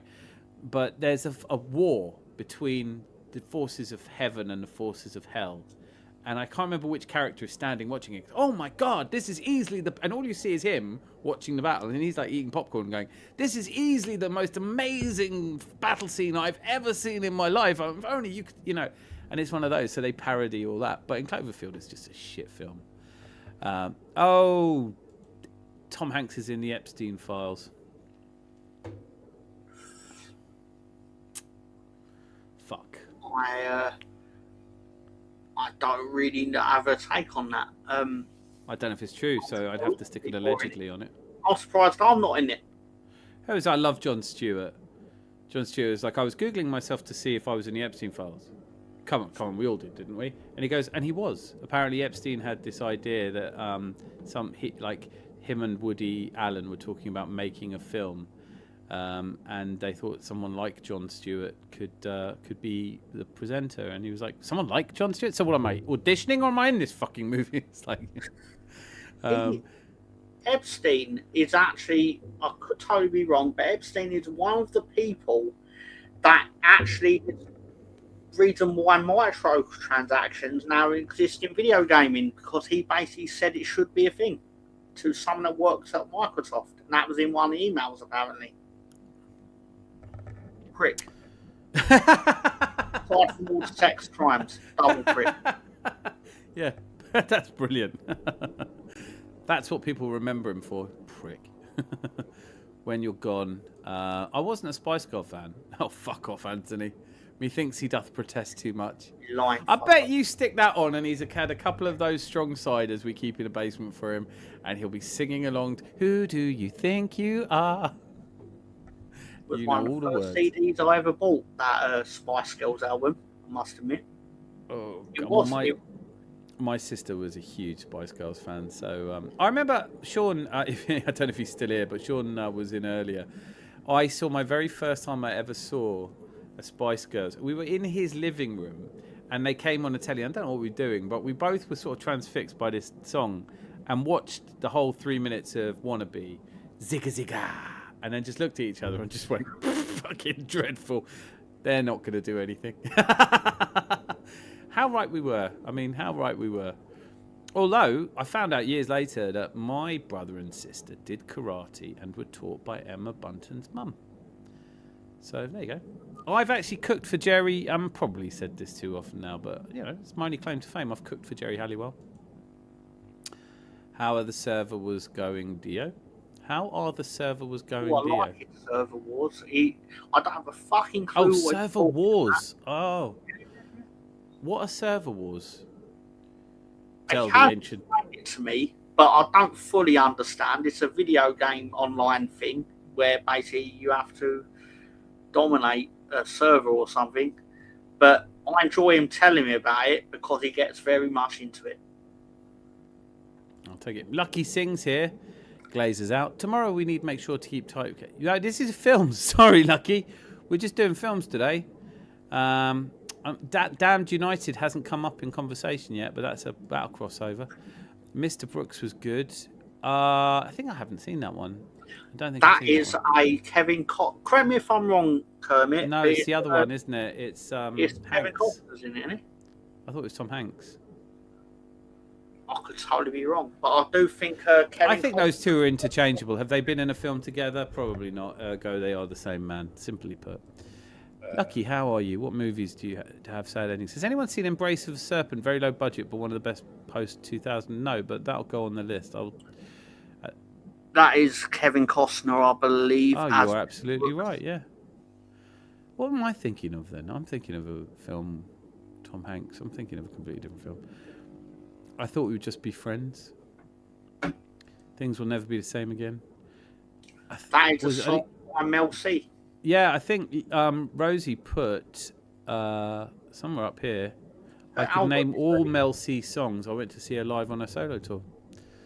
But I thought I could name all her songs, but I thought she only had the one song. So it turns out there's others. She created a solo album, Angel of the North or something. Early 2000s, I believe. I think it was called Northern Star. But yes, yeah, that makes more sense. I'm actually an undercover love film representative. I take checks. I'll be in touch. Well, they don't exist anymore. I bankrupt them. I was the proof. They were like, we really thought this model would work, that people would rent a film, send it back, rent a film. But we sent a film to Dan, and he's do like, write, and read. Read after burn after reading. That's a good film. It's a good hobby as well as do sports. I have taken interest in crafts, making calendars, keys holder, almost everything except films, it seems. Gangster films are great, but the ones with Al Pacino and Robert De Niro in it, like the film Heat, they made up only 3 times in a film, once at the beginning, the middle, and the end of the film. I think we talked about Heat before. Meh. Nah. I like Heat, but not as much as loads of other people like Heat. I don't know why it's such a popular film. It's because it's known as the film where they have that scene in the cafe. Well, could you just have that scene then? Do we need the rest of the film? It is a good scene. Like, it's good, but obviously... It's a good scene, but it's, you know... It's not a scene I watch over and over again. Miss Melina, we did talk about this earlier. Mr. Tom, I'm so happy Jaden Bogle scored today, even though his isn't a football stream. I had to make the comment an exception. That's fair. And frankly, Miss Melina, you can break any rules I set here. You're an absolute legend. How can it be a good ending when they both die? Depends who they are. Because I can think of a couple of films where I think if Melania had a different ending, that would still make me happy. I'm not wishing death on anyone. How are you doing, Rosie? And good to hear you're well, Lucky. I have Captain Bruno Fernandes in my fantasy. Listen, I'm delighted for you. I think it's a sensational win. I think you're safe now. You've got so much to build on, a great fan base, and a big club, a dormant club. Who knows, you could win a trophy in the next couple of years. We're not safe. I think you're safe. No. I can get why it looks like we are, but at the same time, I'll take any bet on that. I'm not going to, obviously, I'm obviously going to err on more the side of caution because it's gone wrong before. But you're being massive. You're being a little bit like some of our Gluminati fans, is what you're doing. Because you don't genuinely think there's any chance you're going down.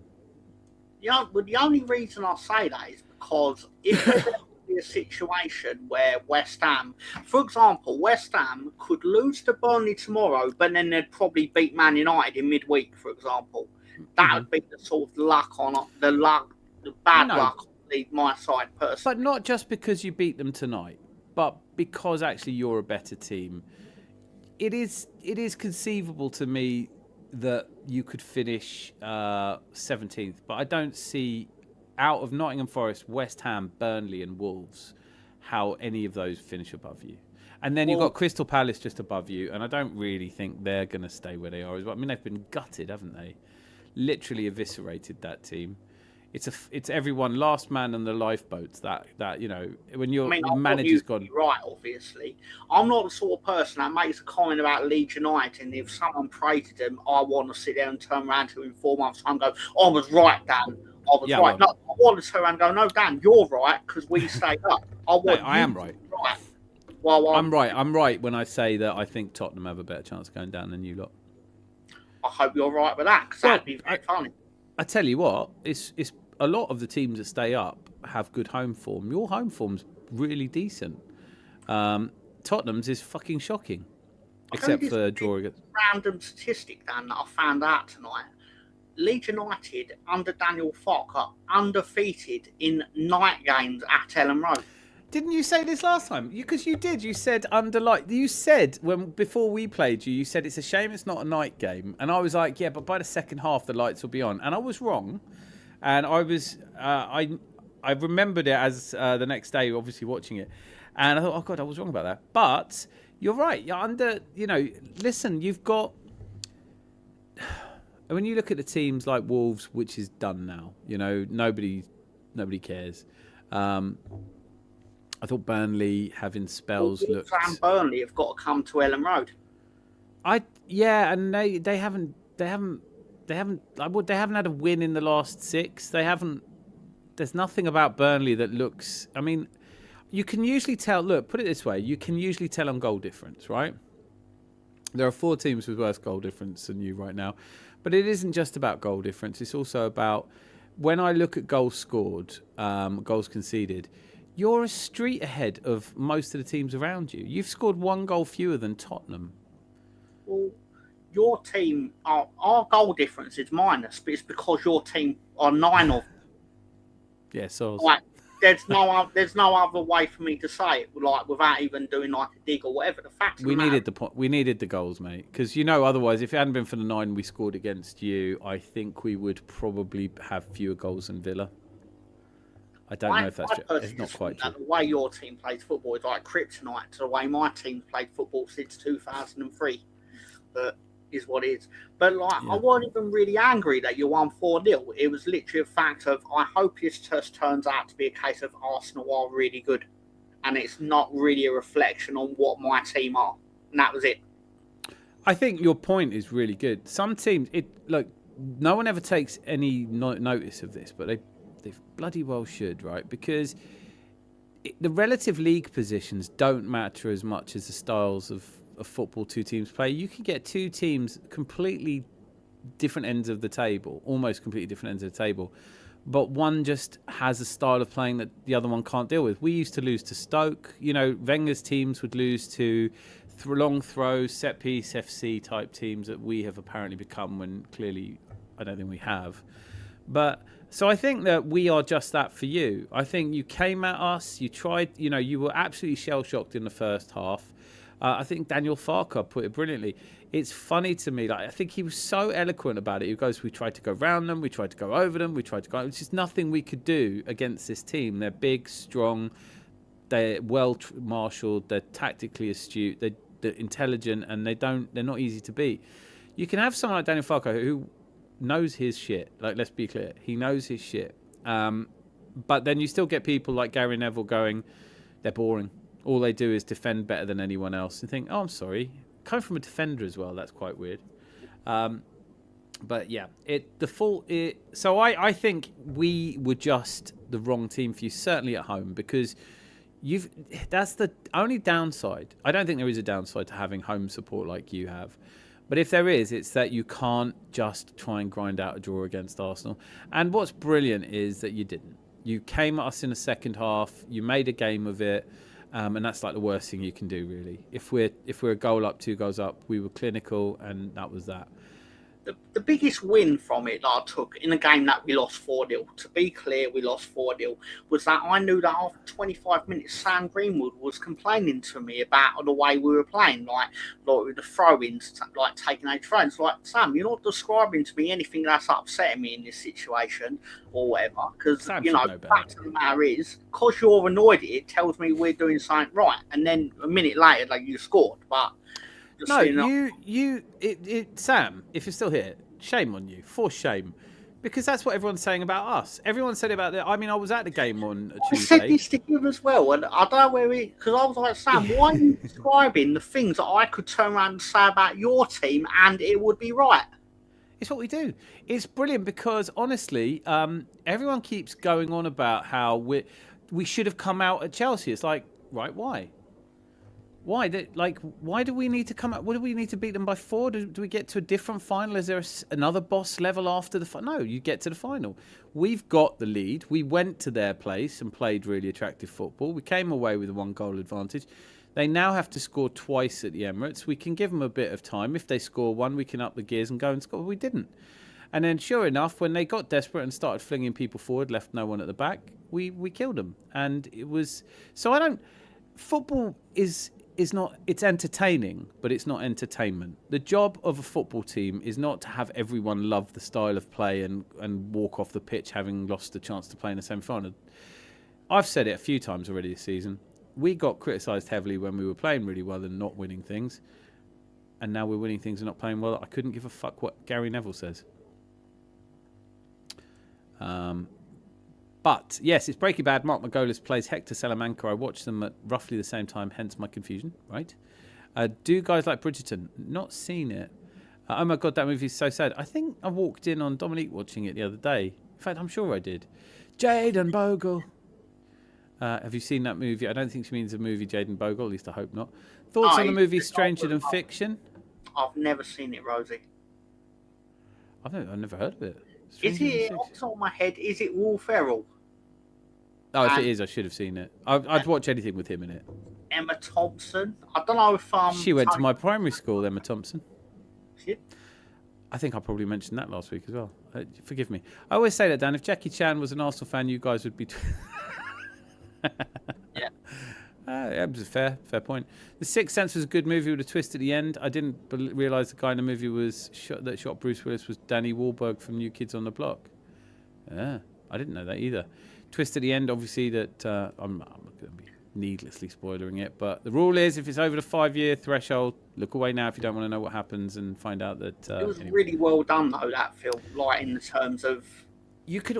I think The Sixth Sense is my barometer for how big a douchebag somebody is, right? Because if you say, "Oh, did you like Sixth Sense?" and they go, "Yeah, but I saw the ending coming," I go, "Yeah, you're a douchebag." Because, like, first of all, no, you didn't, and second of all, why would you be proud of it? Like, no, people who get that sort of thing are just, I had a minor falling out with someone literally because I once said in writing about the fact that, in my opinion, if you tell me you know the end of the movie Saw, you're a twat. Because I think it was so well done that you're lying. Because why would you know that it was on the floor? Spoiler, whatever. What? Yes, no spoilers, remember? 5 years old. Yeah. Why would... But I'm like, I knew it 5 minutes in. It's people who need you to. It's like in our football community, when people say, "I told you," Matty Southern Gooner. I can't remember what game it was when they equalised. He goes, "I told you this would be a draw," and then 2 minutes later we scored the winner, and he shuts up. It's like, sorry, you just spent 2 minutes going on about how you told us it was definitely going to be a 2-2, and it wasn't. So do you want to spend 2 minutes just going, "I'm sometimes wrong. I'm not Nostradamus." Cloverfield is right. So Cloverfieldverse is great. I don't know if that's a misspelling of Cloverfield. No, they actually tacked on. They did a sequel to it, and I think they did a third movie, which is not a sequel to it, but they said it's in the same universe. Is it 10 Cloverfield Lane? I believe, off the top of my head. It is a different movie, but because they wanted to make a bit more money, it's like, why don't we just have the end that it takes place in the universe of Cloverfield? Okay. All I remember from Cloverfield was huge levels of boredom and disappointment, and frankly, not giving a shit one way or the other. Cloverfield is how you fuck a franchise from film one. It's about right. Dan is 4 foot taller than Jackie Chan, but besides that, the resemblance is remarkable. And it is worth mentioning at this point, if I haven't already, I do all my own stunts. Hope you're well. Tom is right. Saving Mr. Banks, I think. That's exactly what I was thinking of. Rosie. Legend. Absolute legend. Yes, yeah. She's absolutely right, yeah. Tom knows his movies. Yes, he certainly does. Her Mindcandy, resident expert. Greetings, everyone. Jose! Dana! He always gets such a great welcome, doesn't he? We love you. Jose, I hope you're well. And then there's all this. Gary Neville, what does he know? Nothing. He was born knowing nothing, and he still knows half of it. What's that, Tom? I'm saying I don't know everything about movies. I'm happy to admit if I don't know something. That'll do. Leeds had a throw every 30 seconds. It was disgusting. It We've got a throwing coach, Sam. Let it go. Fucking how many teams in your entire life? It was glorious. It was glorious. And don't get me wrong. I'm not going to totally fuck over the conversation. When Arsenal did score the opening goal, my exact words were, "Fuck you, cunts. I'll see you later." Were you not hopeful? Did you not think maybe we could still come into this? I very much, because I was listening to it on the radio. I wasn't watching it. I was listening to it. Yeah, but I was literally just sitting there thinking, when you score, if we'd have scored the first goal, it would have been a different contest, obviously, by the nature of the beast of the way it was. But because you got the first goal, I kind of got the feeling of the game is essentially over. Yeah. No, I felt the same way. I felt like, honestly, I think this is, I know, I think it's all right for us to talk about football when we talk about films. We've talked a lot about films. And, if people want to talk about, we're here, it's a pub, right? So there's no rules. I'll say this, though. The rest of this season, Arsenal fans, if you want to live through a title race, you have to have a little bit more about you than...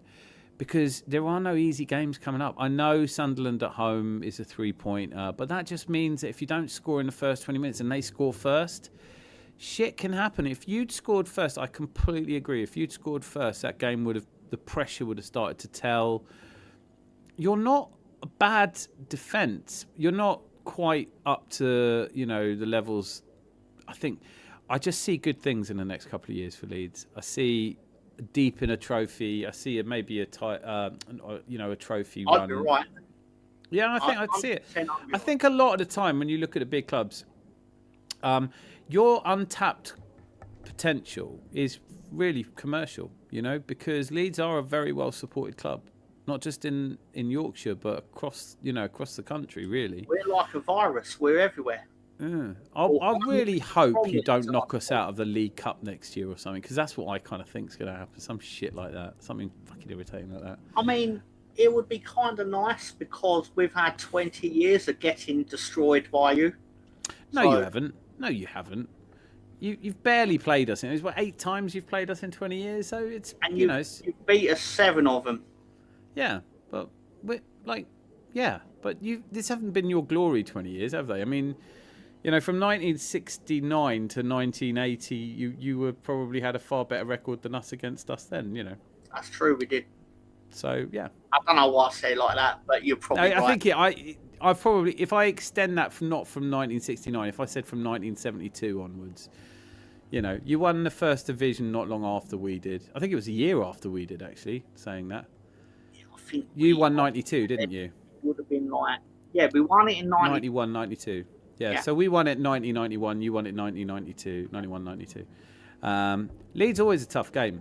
And I think, I was talking to my brother about it because he used to live in Leeds, so he went to quite a few, and he was like, it's never an easy place to go at all. If you'd scored first, you will have good results against teams. You will. This makes me laugh when teams like City will come and you'll hold out. It's just one of those. They've got to come to Ellen Road at some point soon. Ryan says, if only Max Dalman was available last Saturday and come on against Leeds United and made an afternoon even more perfect. Yeah. It was pretty good though, wasn't it? Not on my Christmas card list, I'll tell you that. but still. In all fairness, I think what Rido means is if he'd won a penalty, right? That's what you're saying. If he'd have won, as much as I sit here and go, I was fine with losing 4-0, if it'd been another 5-0 from a penalty that he won, I would have lost my shit. Because it's funny like that, though, isn't it?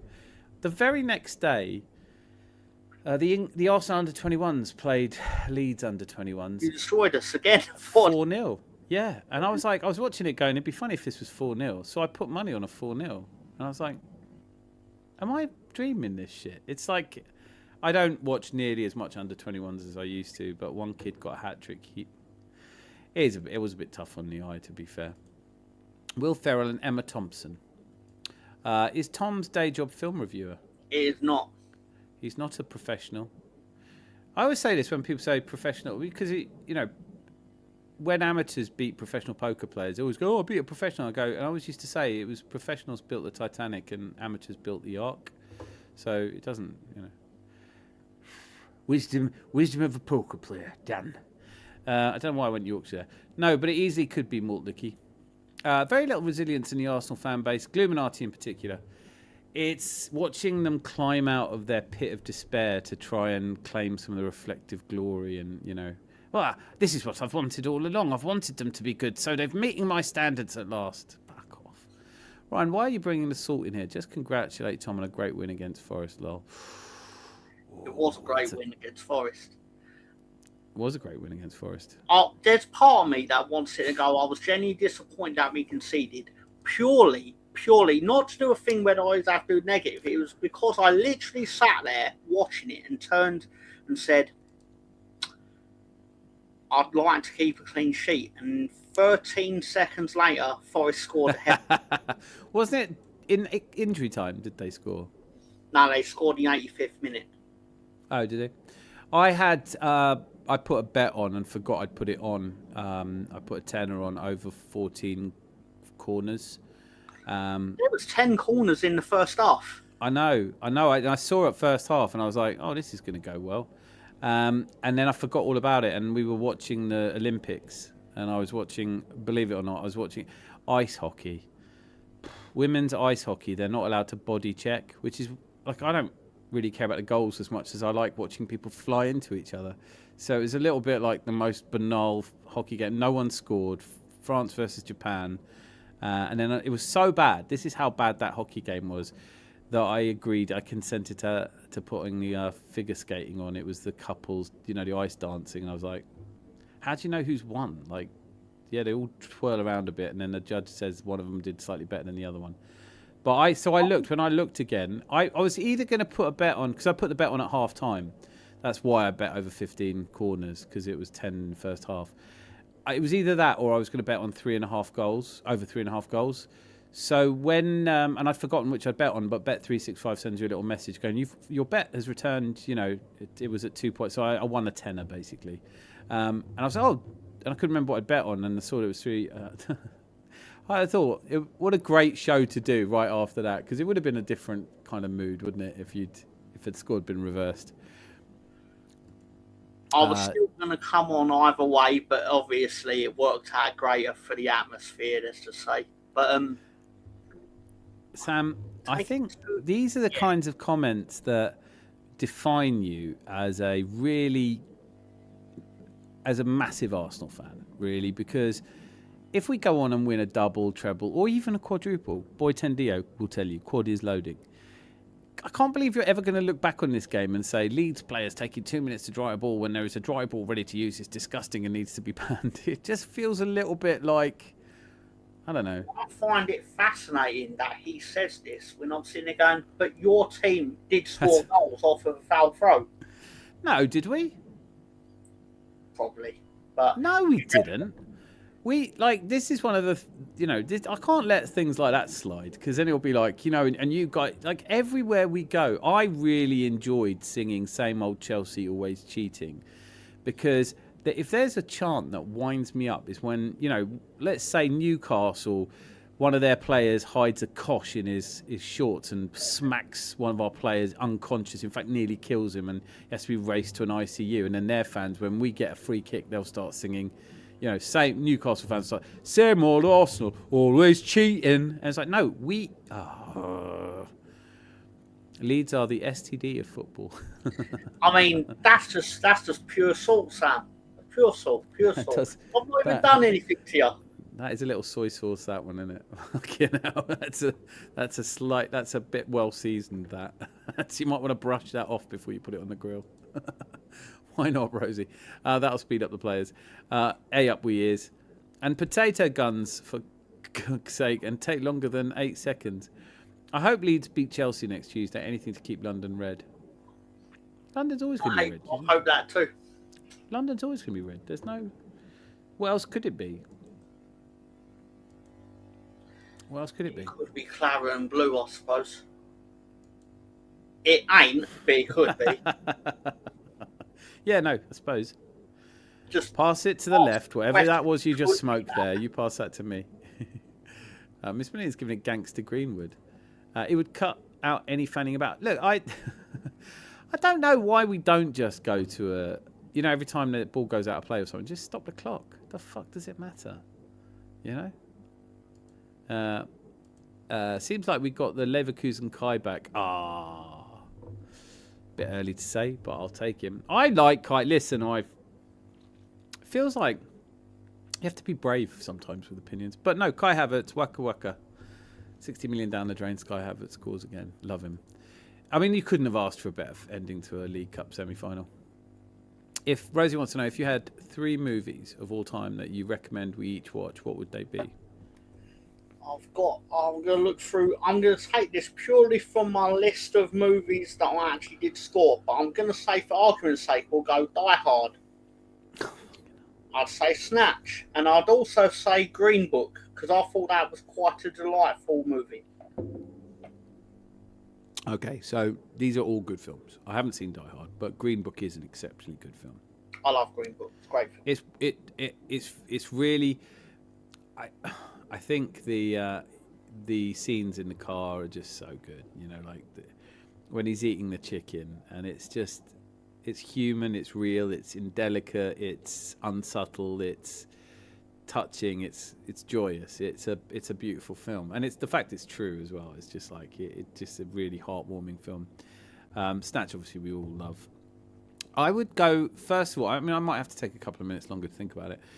Assuming you're saying the film that I recommend to absolutely everybody all the time, and it's a pointless thing to do because whoever watches them, you know, like you go, you must watch this, and they go, yeah, they don't.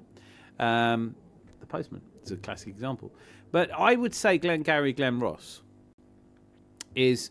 I can't believe I don't need to sell that film. It's got Jack Lemmon, Al Pacino, it's got Kevin Spacey, it's got the most stellar cast.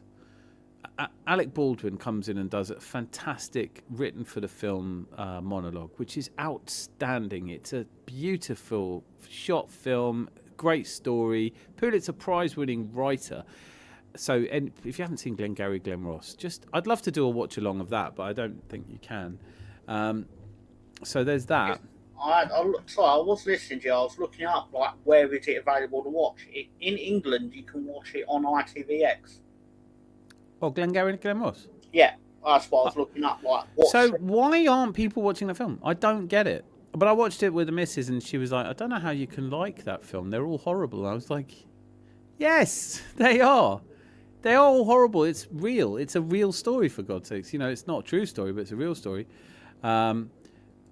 Bosh, AFC Ridge, bosh. Love when Tom says something with such conviction, and then you ask him if that's true, and he says, probably. Yeah.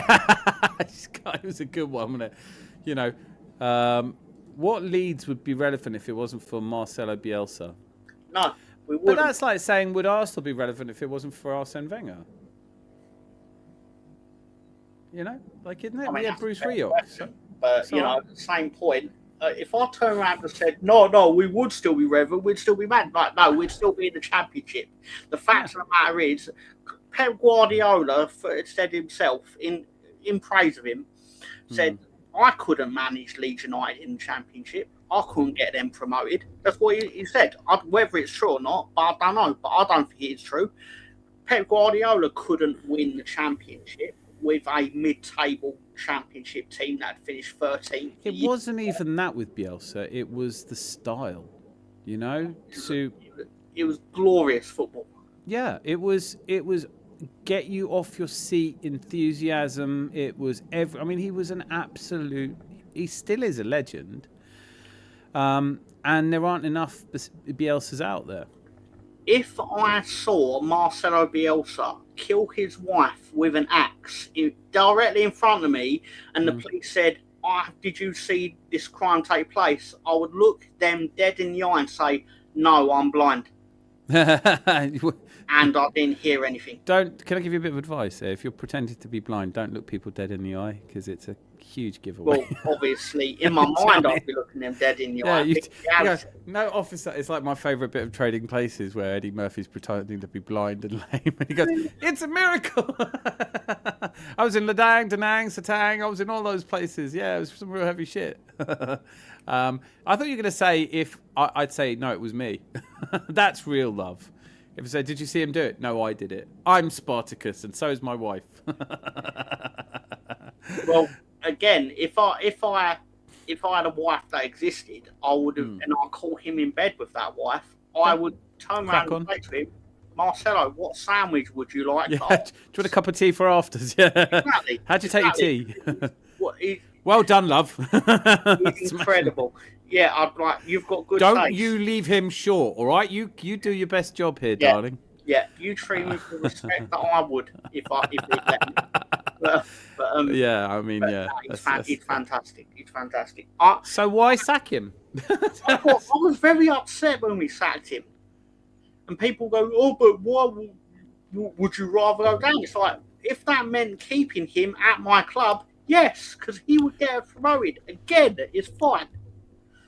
But, you know what? I think this defines, and I'm glad you said that, because I think that's what being a real fan is, you know?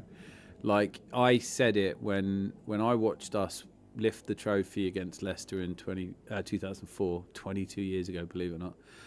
I remember saying to friends afterwards, I say, I don't give a shit if he takes us down 2 divisions. Arsene Wenger is never going to hear a bad word from me. So all those years later, a decade later, when people started to murmur about his job, and I'm like, what the fuck are you talking about? And then by the time in 2016, and I remember driving to Northampton for Christmas with my brother, and he was like, "Dan, you don't realise," like, yeah, because you remember those days, but there's 20-year-olds now don't remember it, and you start thinking, oh, that's the problem if you stick around too long. But I think a real fan, you can't. Also, football fans are nightmare for demanding loyalty from players and managers and everybody. But as soon as, I don't know if Martinelli's up to anymore, sell him. Well, you know, but he loves the club, sell him. You know, and so we've got no loyalty whatsoever. More than you do. Yeah. No one in the history of football is ever going to love Arsenal more than you love Arsenal. The same as no one's ever going to love Rangers more than Rosie loves Rangers. Yeah. So even trying to compare that, you're just going to upset yourself.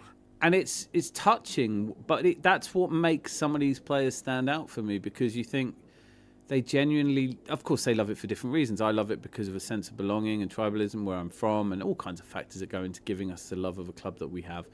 But for them, obviously, it's their friends, it's their work environment, it's where they grew up as kids. All of those things play a part. But you, as a fan, you can only expect loyalty if you can show it. And I have to say, you know, as I love my club, as much as I think it's possible to love a club, I was disappointed the way we let Wenger down at the end there, because he's a man who gave his life to it, and we couldn't wait to get rid of him. And fine, but then now people complain about the incumbent manager who did so much to get rid of Arsene Wenger, and you think, well, this is what you wanted, isn't it? This is what you wanted, to complain all the time. Rosie says Green Book is one of my top movies of all time. It really is a very good film. I don't know why, but billboards, 3 Billboards always comes to mind when I think of that.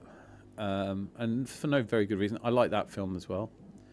So Rosie says, so Snatch, Die Hard and Green Book. What about you, Dan? I'd say Glengarry Glen Ross, Pulp Fiction. And I'm desperately trying not to say The Godfather 1 and 2. Right? I'm desperately trying not to, because I don't want to be... All right, you know what? I'd probably say Star Wars. Sam Greenwood has diplomatically pointing out that I should be jailed for crimes against humanity for not having seen Die Hard. Well, all I can say to you, I think I know what happens. Can I make a guess at what happens? Well, you've brought up a good point, because I've never seen the film Scream. But then, by the same, I noticed this because in today's movie, the trailers came on before, and Scream 7 is one of the trailers. Is it not 7? Is it? Seen Scream. I've never seen it, so I've never seen any sequels. But I've seen so many parodies of it that I probably could guess what happened. It's so true, isn't it? And it conforms to so many stereotypes of the genre anyway. It's like, don't tell me, does she go into a basement? Who? I don't know. Is there a girl who goes into a basement? Well, yes, there is, but that's the only cliche. Okay, then. Supernatural killer chasing people who run away from it. He turns up wherever they run to and kills them. And that... I have never seen Texas Chainsaw Massacre either, but I genuinely think that might be one of those films I would have nightmares over. I've seen the remake of it. I've never seen the original, but again... I saw the last scenes of the original and was like, holy shit, this is dark. This is, I mean, there are films that are too dark for me. Very few though, because I love it. I like things that make me a little anxious. Looks like we've got a Rumble in the Jungle on our hands here. A WrestleMania event. Look at this. I put a pin in that because I was going to ask you a question as well about the wrestler. So presumably you've seen the wrestler, yeah. I have seen the wrestler, yeah. So Dan needs to be jailed for crimes against humanity for not having seen Die Hard. Rosie says Die Hard is pish. Interestingly enough, though, Rosie will not now be guilty of crimes against humanity because she's, I think, seen it. So I'm the only dick here that hasn't seen it. Well, okay, I can go to prison for something. Alec Baldwin is a creepy bastard. Yes, he is a murderous and creepy bastard, but he's good in that film, and he's good on 30 Rock. He's brilliant in that. Yeah, I love that show. What about Jaden Bogle?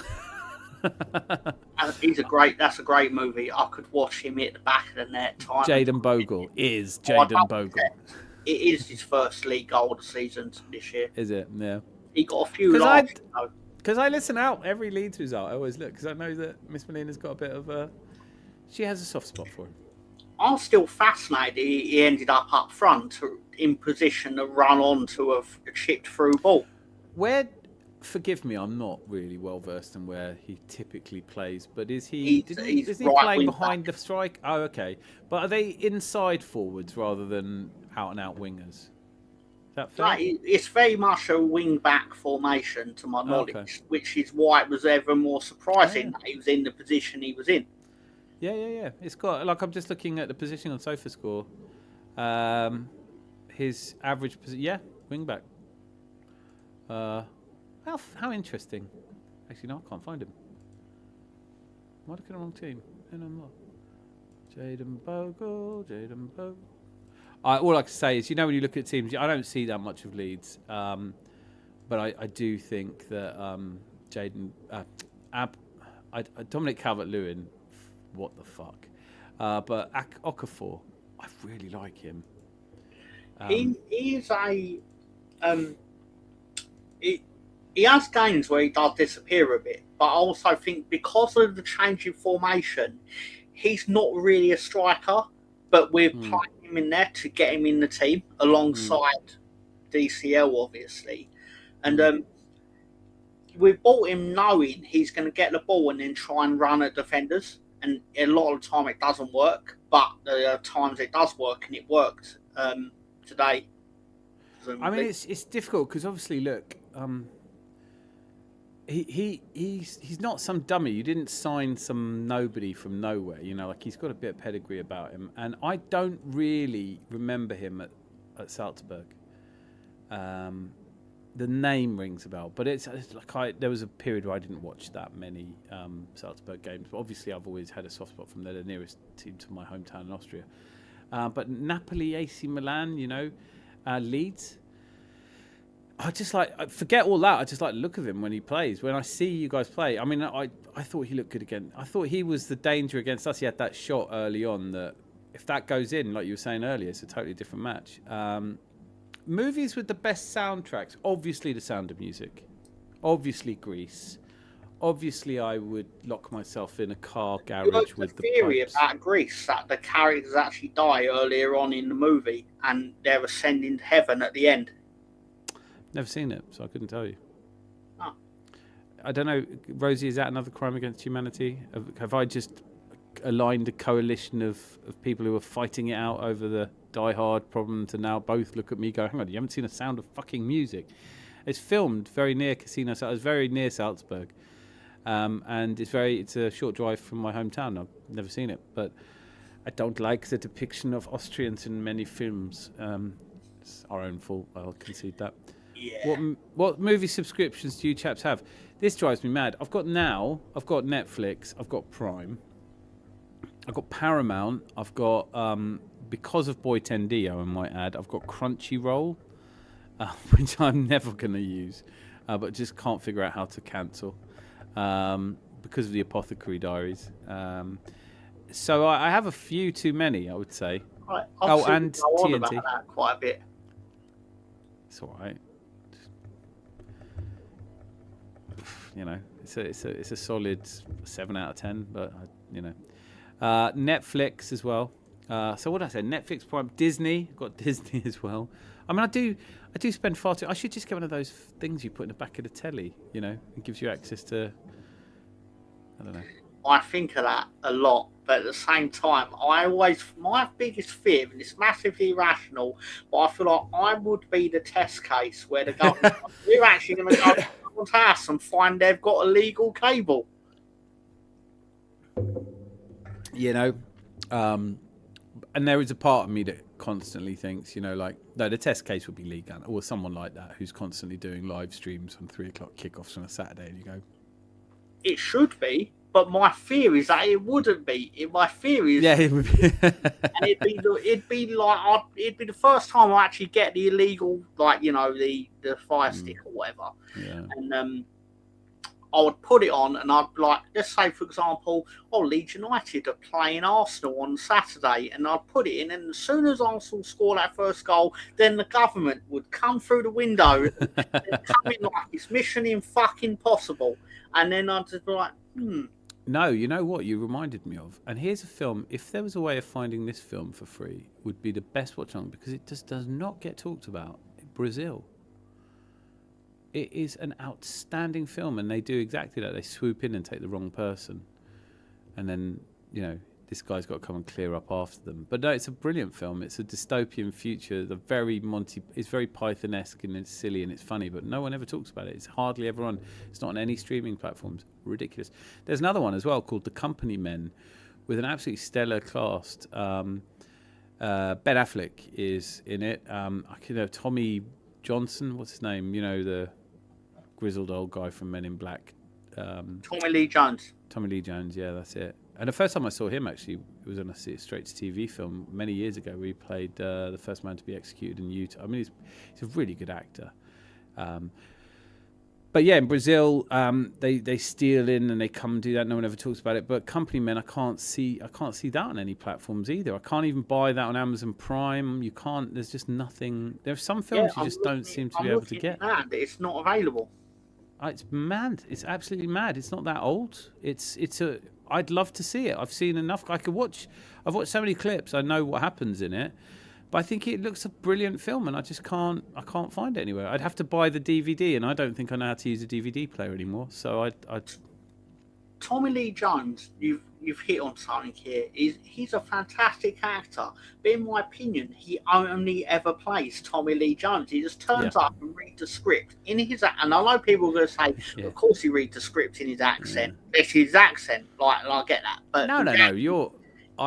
As I was talking about him, it's funny you say that, because as I was talking about it, I have exactly the same thought. It's like, he's good, but if you write a part for him, he's great for it.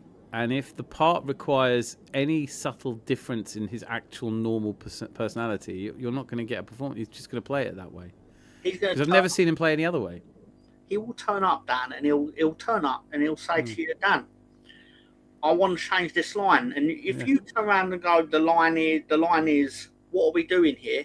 He will turn around and you'll say, roll camera, and he'll go, what's that, Slick? I can only imagine you're He right, does. because every time I've seen him in anything, he's Tommy Lee Jones. Best movie villain's a great question. Great question. Best movie villain. Let me go through some more of these comments. The best Netflix and I movie buy the villain- film from YouTube. Say again? Off the top of my head, I don't have any ideas on what the best movie villain is, but generally, the best villains are the ones that think they're right. Oh, well, this is a really good thing. I saw an interview by a guy called Simon Sinek, who wrote a book called Everything Begins with Why, and he was talking about Christopher Waltz when he was interviewed about the character he plays in Inglourious Bastards. Yeah. And they said, how did you play someone that evil? And he was like, he's not evil. He's in a situation, and that's exactly what you're saying. It's like, actually, if you play them as baddies, it loses something. It's that thing of they don't think they're the baddies. But Heath Ledger, where he says, I'm like a dog chasing a car. I wouldn't know what to do with it if I caught it. That is comic booky. And Heath Ledger's not bad either. Like, that's not the point I'm making. But it's a lot better if the villain actually thinks he's the hero. And he thinks like the hero is the villain for trying to prevent him from what he wants to do. It's such a good point, Tom. That's such a good point. That takes us into a whole... That sends me into a whole kind of like trying to think of exactly who best conforms to that point you're making. Hannibal Lecter in top of mind, he doesn't think he's wrong. He knows he's wrong in the sense of what he's doing is illegal, but he doesn't actually think he's wrong. Because in his mind, he's like, why can't we all just eat each other? Yeah. Which is what they were going to call the sequel, but... the porno version of the sequel. Yeah. Dear. Fucking... trying to think of like who the darkest villains are. But that's something that's... I think that's true in life, actually. What you're saying is it's... When you see these, like, not to make this a political, I'm not taking this down a political rabbit hole, but when you see someone being shot dead by an ice agent, shot 10 times in the back of the head for basically trying to help a woman who was pushed over by another ice agent, and you think, surely at this point we all saw that and we can all go, yeah, that's not cool.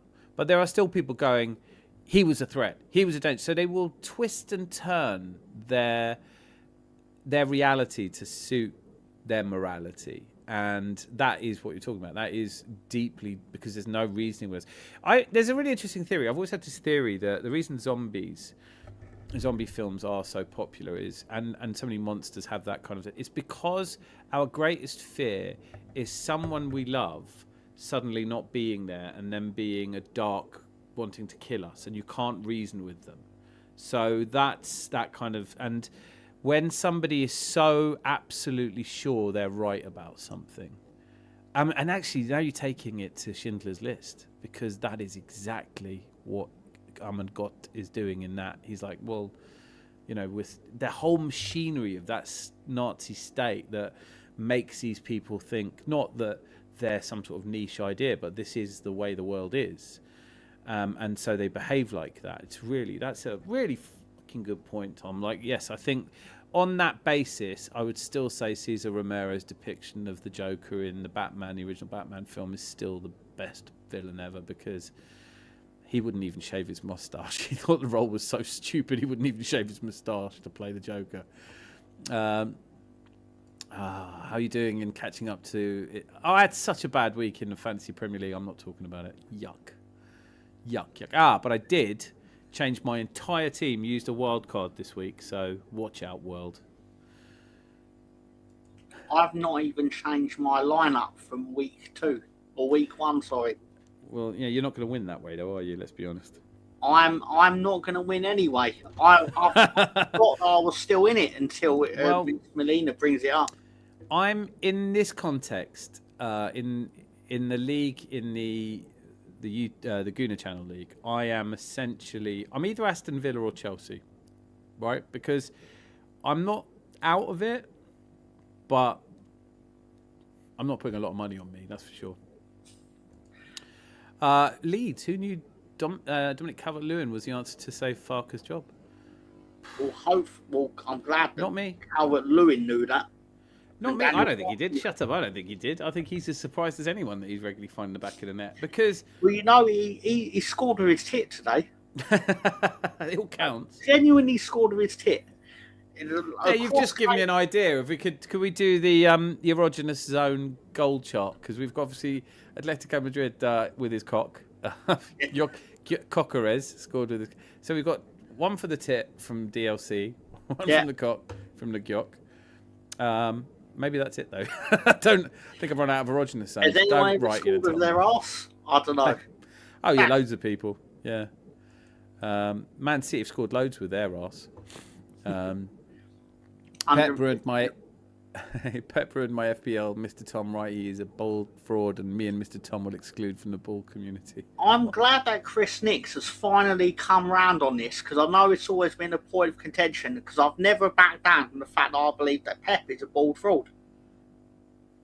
Fraud? Because, he's a... Why? Because he's actually got hair and he's just wearing a bald wig. Is that what you're trying to say? Oh, of course, yeah.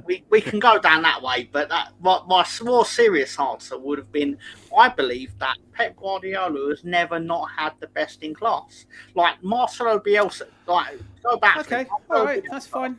No, but no one's going to disagree with you. Example is someone, Dan, which he managed Leeds United in the Championship. Now, people could argue that we then invested in the coaching more than the actual players, but then he brought the standard up, because then when they couldn't live up to the standard, we dropped like a stone.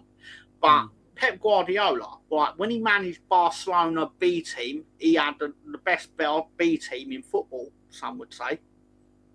But then he went Barcelona, he had Messi, and he went Bayern Munich. No one can disagree with you. I don't. Like, it would be a folly for me to sit here and say, no, hang on, I genuinely think if he took over at Burnley, they would... No, I don't think even... I'm not sure even Pep would disagree with you.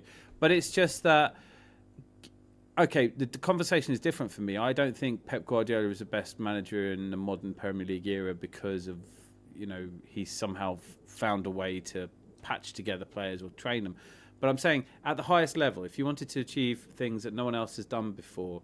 You'd pick him, because 4 in a row, Centurions and the treble is all quite, if he's the only one who's done it. So he, I didn't see this until just now. So Carl Walsh, the original movie show co-host, fantastic to have you here. Let me know if you want to jump on. But he's saying Glenn Ross is an amazing movie, and he knows his shit. He is absolutely great to see you, sir. Melina, we shall go to Nando's. Sounds good to me, Chris. A luxury, that. Big up, Kyle, indeed. And I captained Bruno this week. Oh, stop it. Just watched Apocalypse Now again the other night. Definitely my top 10 favourite movies of all time. What do you think of that movie? Carl, we were talking about it earlier, and it's so funny, isn't it, how the YouTube... this is all a simulation, isn't it? Because otherwise it doesn't make any sense. Carl, I'm going to annoy you here, but... And if you want to jump on and explain to me what I'm missing, I found that film really long, puffy, and I think it kind of got ruined by Marlon Brando being an utter diva, and I don't really get it. There are some great little moments in it. Obviously, Charlie Don't Surf, and I love the smell of napalm in the morning, but I don't know. It's not for me. I actually have an original movie poster for it, done with a great painter, Paul Mann. I actually got it from him. It's amazing. Only 9 in the world. Isn't it funny when you... I'm going to indulge me. Just give me a second, because this is really similar. This is the kind of thing that happens to me. I was on a stag do. We were in Amsterdam. Most of the stag do, having gone over on the ferry from Newcastle, which is in itself an event. It's like 23 hours, and you get properly soaked on this ferry. And so everyone's had a great time. But only 4 of us really like to smoke the cigarettes you can get in Amsterdam. Why am I being so obtuse? Yeah, we like to smoke weed, right? And we went to this cafe, and then we went to this pub. So it's me, the best man, and 2 other guys who I don't remember. But we were just sitting there, nice and spaced out, stoned, bit of a hangover for the night before, and this music was playing, and I didn't recognise it. I was listening along to it, and then the best man said to me, he goes, isn't it great when you're in a pub and you listen to music and you've not heard it before, and it's just, obviously you just had some spliff and it's nice. And I was like, yeah, it's cool. And then I just sort of said, out of nowhere, it was just the sort of thing I say, like, because I'm not guarded enough. And I went, do you know what's funny is I've never really liked the Beatles. And his stoned eyes are like looking at me, observing me, looking me up and down. I couldn't discern any kind of emotion in it. But he He picked up his pint and he had a sip, and he put it down. He goes, "You know, when my baby daughter was born, and I held her in my arms the first time as a proud father, and I realised that my life was utterly insignificant in light of this new life that consumes all my love, and I've never so instantly loved anything in my life. And I didn't know what to say to my daughter the first time I held her, and out of nowhere, it just came out of me and said, I can't wait for you to hear the Beatles. So I was like, oh, are you a bit of a fan then? He went, and I thought, oh, this is awkward. So I picked up my pint, had a little sip. I was like, awkward silence continued. Put the pint down, left it for what felt like an age, picked it up again and was like, oh, maybe I'll just sink this and run out of here. He's not like shooting me daggers, but he's just shooting me this kind of hurt bewilderment, I would describe it as. And then the only thing I could think to say at that point was like, tell you what though, I do love ABBA. And he went, oh, for fuck off. It's like sometimes, like, why have I picked this one guy to tell I don't like the Beatles? I'd never go around saying I don't like the Beatles. I'm not even sure I don't like the Beatles. It just came out of me. So here I am in the first part of this show talking about how I fucking hate Apocalypse. Well, I didn't say I hate it, but I don't get it. And now we've got Carl Walsh coming in here talking about it's my favourite film of all time. It's the greatest movie ever. I've got all the merch. It's only an absolute spanner would ever do anything but totally love that. Doesn't surprise me, Dan. You've not seen many movies. Use the Crunchyroll, you slag. Might as well. It's just got a lot of anime on it, isn't it? Or is it called manga? I don't know. What's the difference between anime and manga? That's not a trivia question. What do you think of Howl's Moving Castle? I don't even know if I've named it correctly. Howl's Bouncy Castle. Caitlyn Jenner has been cast as Helen of Troy in a new mega blockbuster production. If only. I'm not touching that. What the hell is Crunchyroll? It's a on YouTube. It's a subscription service. It's basically Netflix, but for anime, to my knowledge. I don't know. I genuinely don't know what the difference is between anime and manga. Right? I can't. You see, Dan, Miss Melina, the zenith of cultured women enjoys anime. I would never. People enjoy what they enjoy. That's what's brilliant about it, right? There are things you watch and you think, what the fuck is this? And then there's, like I said, my missus, who's got great taste in everything, you know. She watched Glen Ross, and she was like, didn't get it. I made her watch it again, and now she loves it. You see, Dan, Miss Melina's in I read that. Dan, Brazil is a brilliant film. Another one you should watch is The Sorcerer, and it's not a sword and sandal flick. Why don't I know The Sorcerer? I'm glad that Brazil doesn't get talked about. Look at this criminal, Dan. I told him about the Apothecary Diaries so long ago, and he's going to tell me he hasn't even hit episode. I haven't hit episode 10. You know what it is? It just, you said you'd unsubscribe if I didn't watch the first 2 episodes of Apothecary Diaries by set me another challenge, but it didn't do anything for me. And then you do that, and you say that to people and go, oh, you've got to watch up to episode 21. It's like, no. If it hasn't grabbed my attention in an hour, I've ADH, I'm not watching something in fucking 2 hours. Look at this criminal, he says. Tommy Lee and Billy Bob. Billy Bob I don't rate as much. The last Tommy Lee Jones movie I've seen was The Hunted. I bought Zach's dad. The knife from it cost me over 300 quid. Bloody hell. Charles Dance in Last Action Hero. I enjoyed that. Last Action Hero, in my opinion, is a very underrated movie. It's an Arnie movie. It's sort of one of the first movies that ever takes the piss out of the genre as such, if you get what I mean. I think who's in it? Because I think I know. Arnold Schwarzenegger's in it. And he's a spy. It's about a movie in a movie. Like he basically plays Arnold Schwarzenegger, but the character's name is Jack Slater. But it's the same sort of Arnie, he's a copper type thing. Right. In the movie, and then the kid ends up in the movie. But in the movie world, Arnie is not Terminator. Sylvester Stallone plays the Terminator. That's it's gone a little bit Inception for me. Would it be hard to follow this? Because the description's left me a little bit. No, it's not hard to follow at all. Because I was going to say, how many Arnie films are hard to follow? Do you know what I mean? It's not. But there is a lot of little jokes where if you sort of watch what's going on around the scene, you'll pick up they do actually like draw attention, like, because obviously when the kid that's in the film that goes into the movie through the cinema screen, that's how he gets in there, because he's got a magic golden ticket, because of course he has. But anyway, in trying to convince Jack Slater, Arnie, that he's a movie star, because obviously in the movie he doesn't know he's a movie star. I might have seen this. This might be one of those films I was talking about, like Bring Out Your Dead, where it's so bad I just don't remember it. Because a lot of the things you're saying, it did not do well. As a movie, it's a big flop. yeah. But it's one of those movies where you sit there and feel like, how is this a flop? It's excellent. Okay. Well, if I have seen it, and now I'm questioning whether I have, because it sounds familiar. Yeah, because the boy turns around and goes to Arnie's character, like, haven't you noticed that every single woman in this area is an attractive woman? And immediately, like, so it's an 80s Arnie one, isn't it? It's around the sort of kindergarten cop time.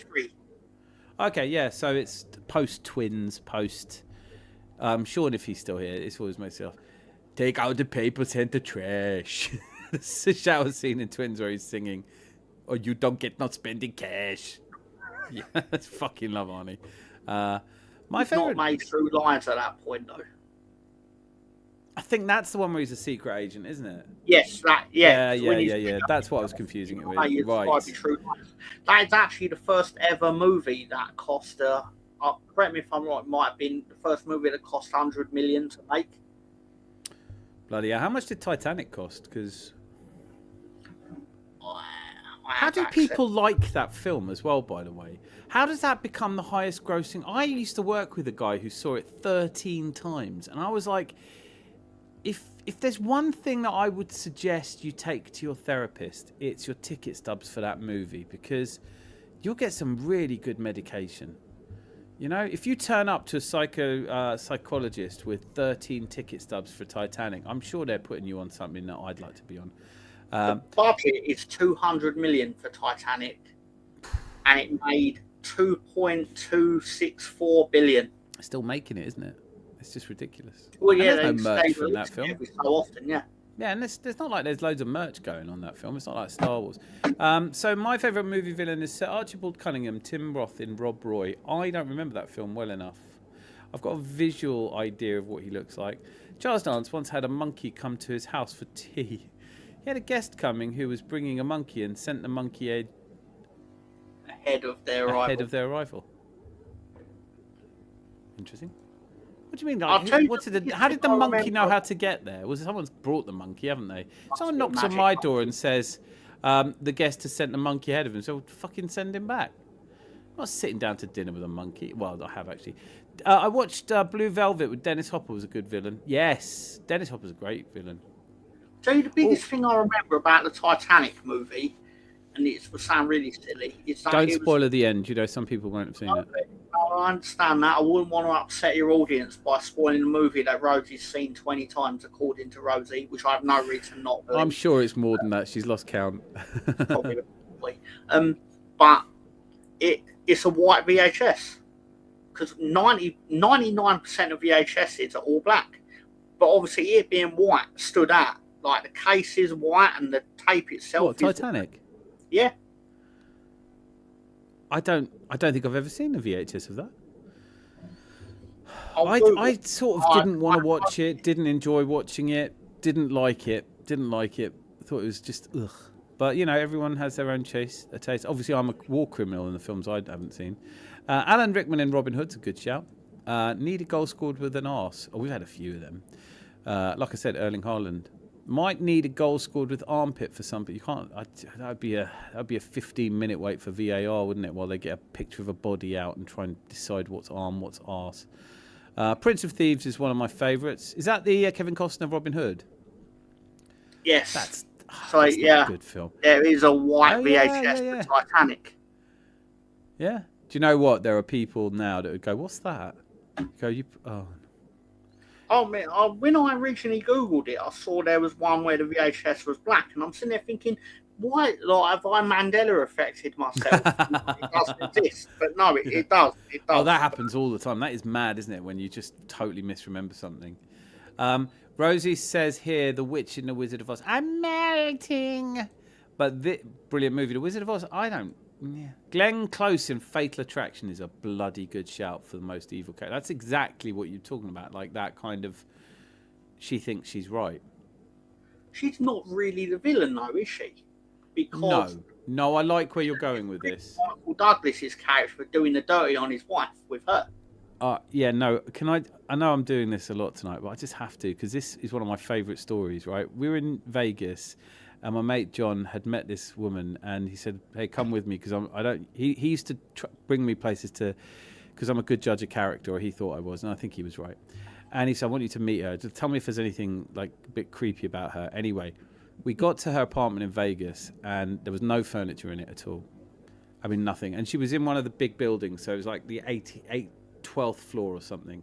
So he went outside to the balcony and said, "Hey, come and check out this view," because obviously he wanted to say, "What do you think?" And I was like, "Mate, first of all, we're pinned up against the wall because it's a glass balcony, and it's like, and I'm not good with heights, and he's not good with heights. He's an ex-US Marine, but he's not good with heights, right?"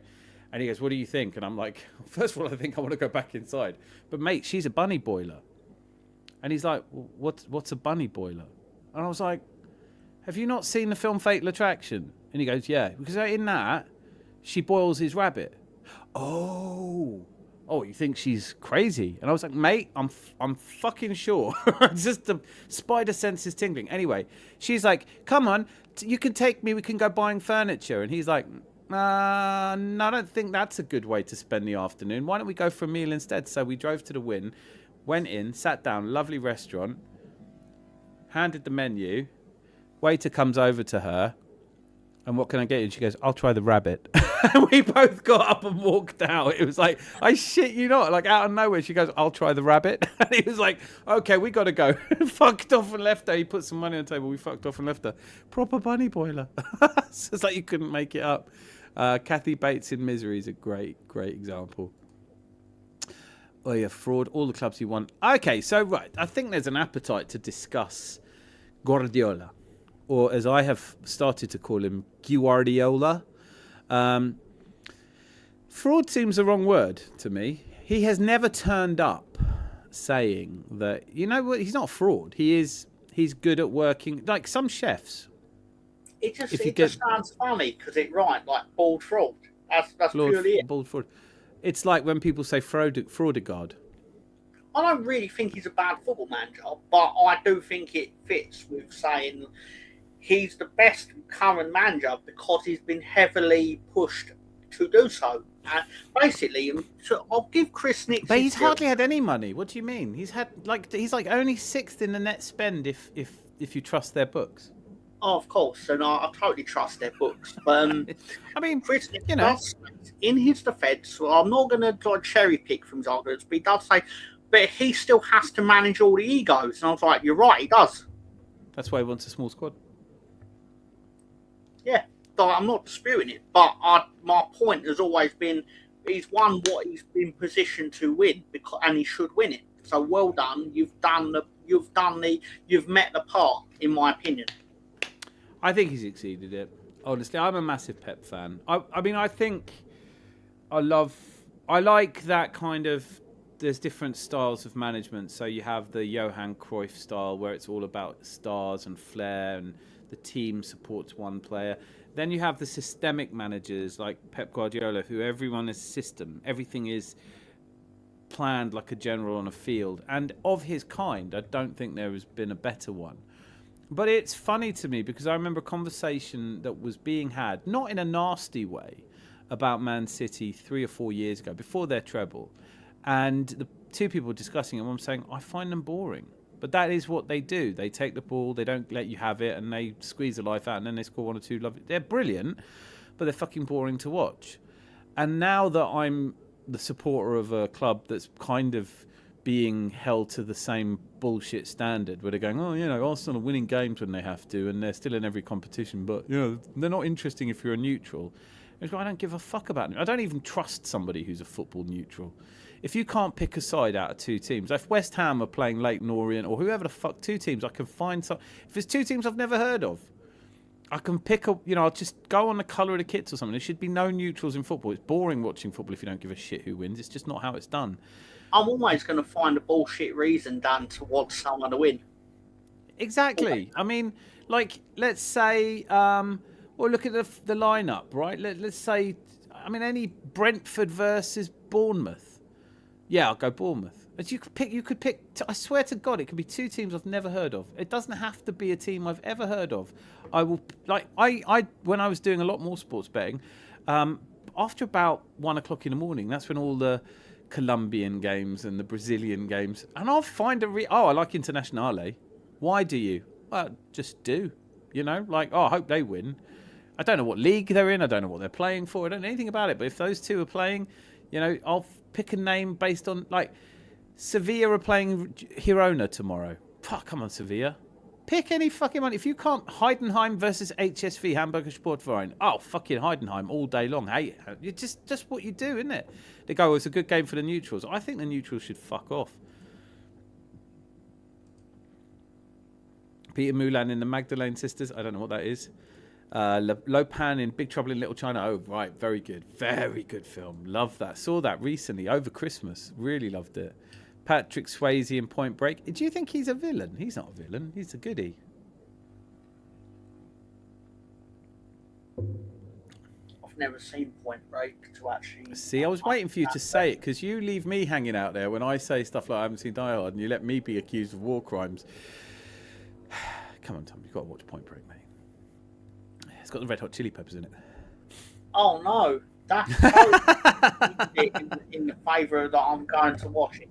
I was actually considering watching Glengarry Glen Ross because I've discovered it's on ITVX and I could actually find it. You've got to watch it. I'd be surprised if you didn't enjoy it. It's a play. It's a play that's turned into a film. It is really good.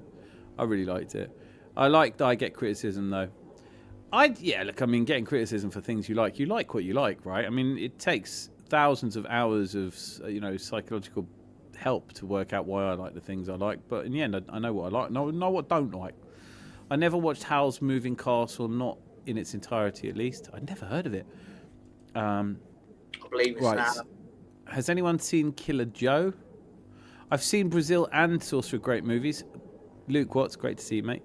I love Brazil, and I really want to watch it. It's not easy to find now. I watched some of the wildest. I wasn't going to watch Howl's Moving Castles because when it was recommended to me, I then went on the internet and went, I'll have a look to it. Because basically, I was getting recommended movies in 2018. Basically, if it was coming up on Amazon that they were selling a used copy of the DVD for 11p, and I'd even paid £1 of postage or whatever, I'd watch it. But when I discovered that Howl's Moving Castle was £27, I was like, nah. 27. I thought you were going to say 27 pence, and then I was ready to just go, well, yeah, you don't want to get ripped off. But 27 quid? 27 quid, yes. It's like when you go on Amazon to buy a book, and the hardback's like 500 quid, and you're like, that can't be right. And then you look at it, they want 500 quid for it, and of course no one's ever going to pay that, but... It's like, I have to go through my book collection. I must have something that's worth 500 quid. No, I don't.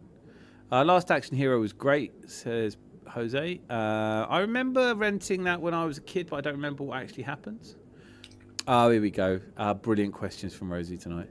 Worst 3 movies of all time, in your honest opinion? I've added the honest. I don't know why.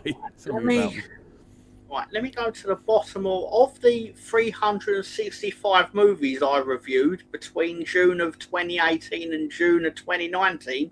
The worst 3 movies... Shut up. A film a day? Yes, it's a real thing that happened. I love it. No, that's brilliant. So did you watch like 5 in a day? You weren't watching a film every day, were you? One every day. Even on a day that I went to work, I'd watch it at midnight. Okay, I want to do that. How do you find the time? It nearly killed me, but I managed it. Oh, that is good. Well, anyway. Do you know what? That is... you have put an idea in my brain, which, should it gain purchase, will cost me 700 plus hours of my life over the next year. Fuck. The rule was I had to do the review within the same day as well. Yeah, that's the only way to do it. You can't be fucking around trying to... I can't do a review the day after because I don't know what the hell happened anymore. No, but I had to do it like that because it wouldn't get done, as you said. Because I'll just think, I'll do it in a couple of days' time. Anyway, the worst 3 ranked films out of 365 are Ghost House from day 91. Ghost House? Ghost House, 25.44%. I can't even remember it apart from its shite. What was the year you did this in? In 2018.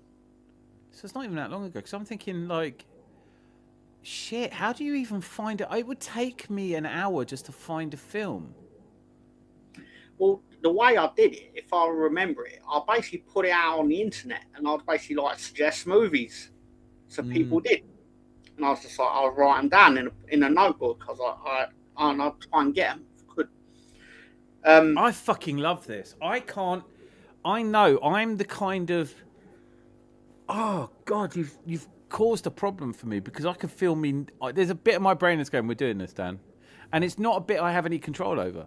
I have no control over the part of the brain you've just engaged because it's going, no, I really want to do this. And the conscious part of my brain is going, when are you going to fucking do this? You've got football to watch. You've got a family you love. You've got a job that you have to do. You've got shit going on. You're never going to find 2 hours. You're never going to find 2 hours a day. And the bit of my brain that actually makes me buy kebabs or eat chocolate and all that is going, you're fucking doing this, Dan. And I'm going to fucking end up doing this. And it's your fault.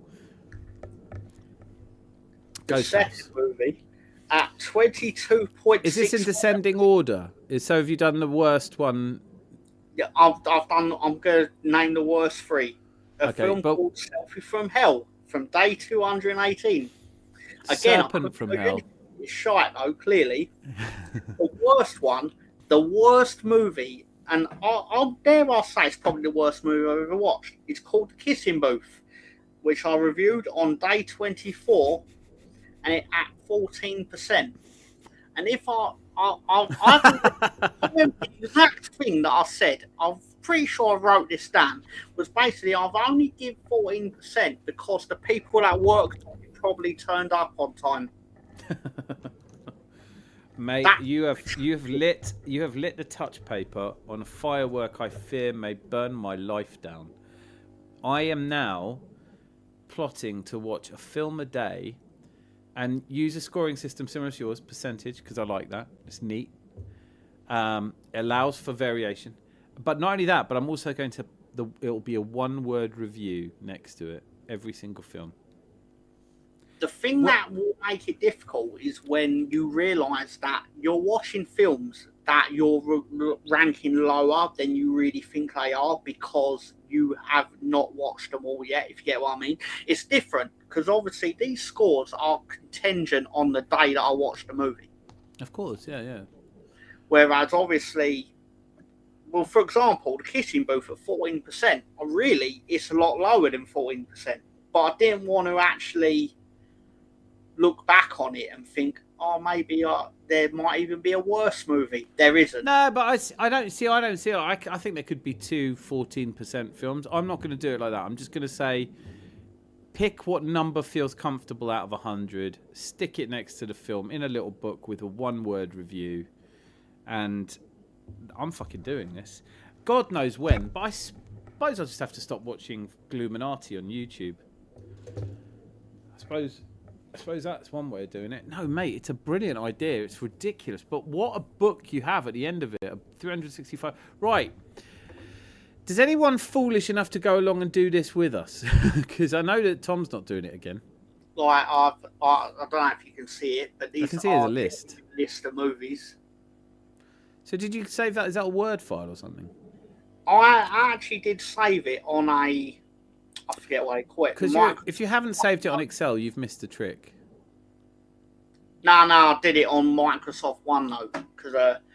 Yeah, so you need that on... Because otherwise, how can you quickly order them? Well, I did it in the order of percentage. Hence why I knew This is the sort of thing only blokes do, isn't it? Like, do you know what I mean?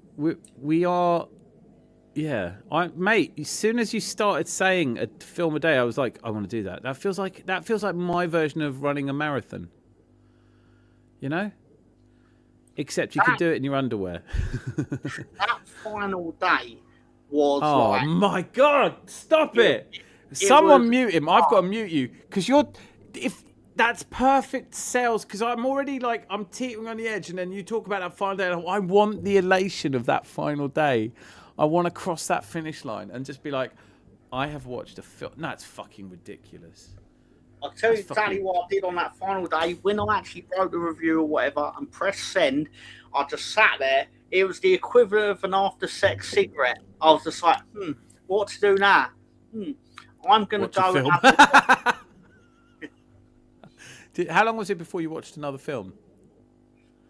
I probably was in the cinema within a few days because I still was going to the cinema at the Because time. it feels like, have you seen Brewster's Millions with Richard Pryor? Yes. And the story his uncle tells him about being locked in a cupboard with cigarettes. And you think, I think if someone had locked me in a cupboard with cigarettes, yes, there'd have been a couple of days where I go, ugh. But within about a week, I'd have been at the pub and gone, let me have a bang on that. Do you know what I mean? So Yeah. I think this is equivalent with you in movies. You'd be like, oh, I don't need to watch a film for a bit. And then 2 days later, you're like, oh, I fancy that. So the best part of it was, but the weirdest part of it was how when I actually went to the cinema, it was the equivalent of a day off from the project because basically you didn't have to write the number down. I wouldn't write the spoilers of the movies on ones that are at the cinema because they were new. Yeah. But obviously, if you're doing a review on To Kill a Mockingbird, like as you said earlier, I don't think people are going to begrudge me to saying what the ending is. No, yeah. I can't remember the end. But yeah, I was very pleased with myself when I got through that. I love it. I'm gonna have to because this is a younger me was more impetuous, and I'd already have said but I have this feeling that there's this sense that a human being is basically a conscious mind and the animal that carries us around and does all our thinking for us. The autonomic part of me is going, we must have this. This is our challenge. And the conscious bit is going, we haven't got time. There's loads of writing we want to do, and there's books we must read, and we'll never have time to do anything. And I can't figure out how the fuck I'm going to make that work, because it's not like I've got 2 hours of the day floating around. I'm already not sleeping enough, and but I don't. Maybe I'll just start and see how far I get. I watched Titanic twice as a kid. Once to see what it was, second time to see the steamy window scene again. I don't remember steamy window scene. What's a steamy window scene? You can see their hands against the window.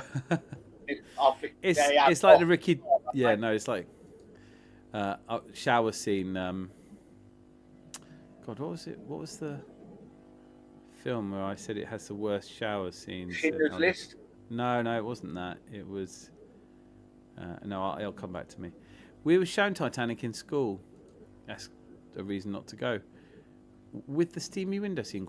At school, I don't believe. I've probably seen it 100 times. Why have people seen this film so much? Alan Rickman plays a good villain. Yeah, he does. Pumpkinhead was a great horror movie in the 80s. The 80s. Gary, look at that. 90s, JCVD is goated.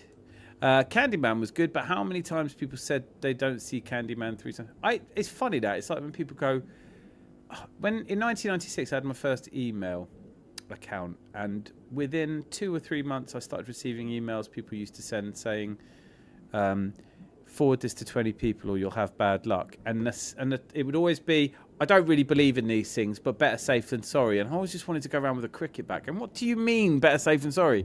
This is a stupid thing you're doing. What do you think is going to happen if you? Well, I'll just be on the safe side. I just thought I'd send it. And you go, fucking don't send it to me. It's true. I don't think that happens anymore. But it used to be every day you'd get an email. Always some dizzy prick send you an email. Go. Because the internet was new, so it felt like magic to us, So suddenly the idea that there might be such things as curses wasn't off the table if you could send someone a letter and they get it the same day. I love it when people these days say, well, I don't think I got the email. And you go, no, you did, because I sent it. So that's how emails work, you donut. But people my age or older go, oh, I don't, for some reason I didn't get that. And you go, yeah, no, but you did. Because you know what? I sent it, so you got it. So fuck off. Peter Mullen, the Scottish actor in The Magdalene Sisters, don't know it. Of course, the tradition persists. Hello, Gary, bye, Gary. Did I see? Do you know what? Dinosaur or Tyrannosaur, excuse me. I think that's what it's called. I've committed one of the most unforgivable faux pas in Gooner Channel history. I failed to recognise that Hawkwind is here. So Hawkwind, if you are still here, I'm just going to blast this at you for a second.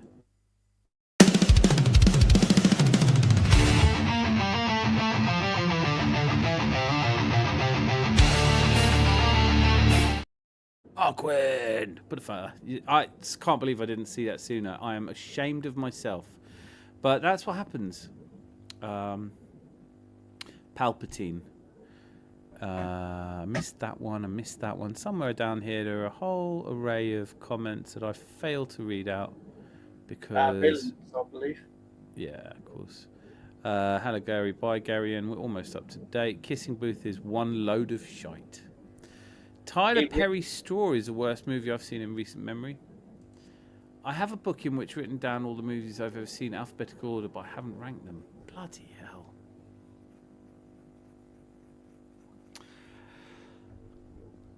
Oh, hang on a minute. Jose underneath said Life of Pi was a piece of shit. I really liked that. Local Hero was awful. God, that's a fucking dull movie. Oh, thank you for agreeing. So many people say, "Oh, I like that film." I like Life of Pi on technical level, like the actual. It was the sort of movie I watched it and I thought, I wish I'd seen it in 3D rather than on DVD. No, I did. For my birthday, my ex and her brother, we were up in Newcastle, took me to the cinema, and they covered my eyes as we were going in. And I always think it would be so funny to have been someone else in the cinema with me, because before the film comes on, they've taken the glass off, so I have no idea what we've come to see. And when the film starts, I go, "Oh, Life of Pi! I wanted to see this." And there were loads of sort of people going, "What?" like that in the cinema. I was like, I had no idea what I was seeing. Yeah, but I really enjoyed it. It was 3D. I like a 3D film. Fire and Ash excluded. Right, here's another classic. A classic wee question from Her Majesty Rosie, Queen of Rangers. If you could only ever watch one actor and one actress for the rest of time, who would it be? Tell you what I think is a really good actress, because we don't really talk about actresses, but I think Viola Davis tends to be good in anything she touches. Don't know her. Who's that? Viola Davis. She's in The Help. Nope. I don't know her. I probably know her to look at. I'm terrible with names. Oh, there we go. Oh. No, I know the face. I think she's doing like Marvel and DC films at the moment. Like she's doing that for the money, presumably. You can't begrudge anyone. People have done worse things for money. Not many, but Ma Rainey's Black Bomb, How to Get Away with Murder, G20. No, I don't think I know her. You know. That's a good series. Well, you say people do worse things for money. I do believe Michael Caine did a movie with Steven Seagal on Deadly Ground. Really? Steven Seagal is true. He did a movie. He's a villain. I'm sure Michael Caine is the villain. Michael Caine is a villain, because I'm sure Steven Seagal didn't play a villain. Well, Steven Seagal. It was a movie. If I remember, I could have this totally wrong, so it could end up on making this up. I don't think I am.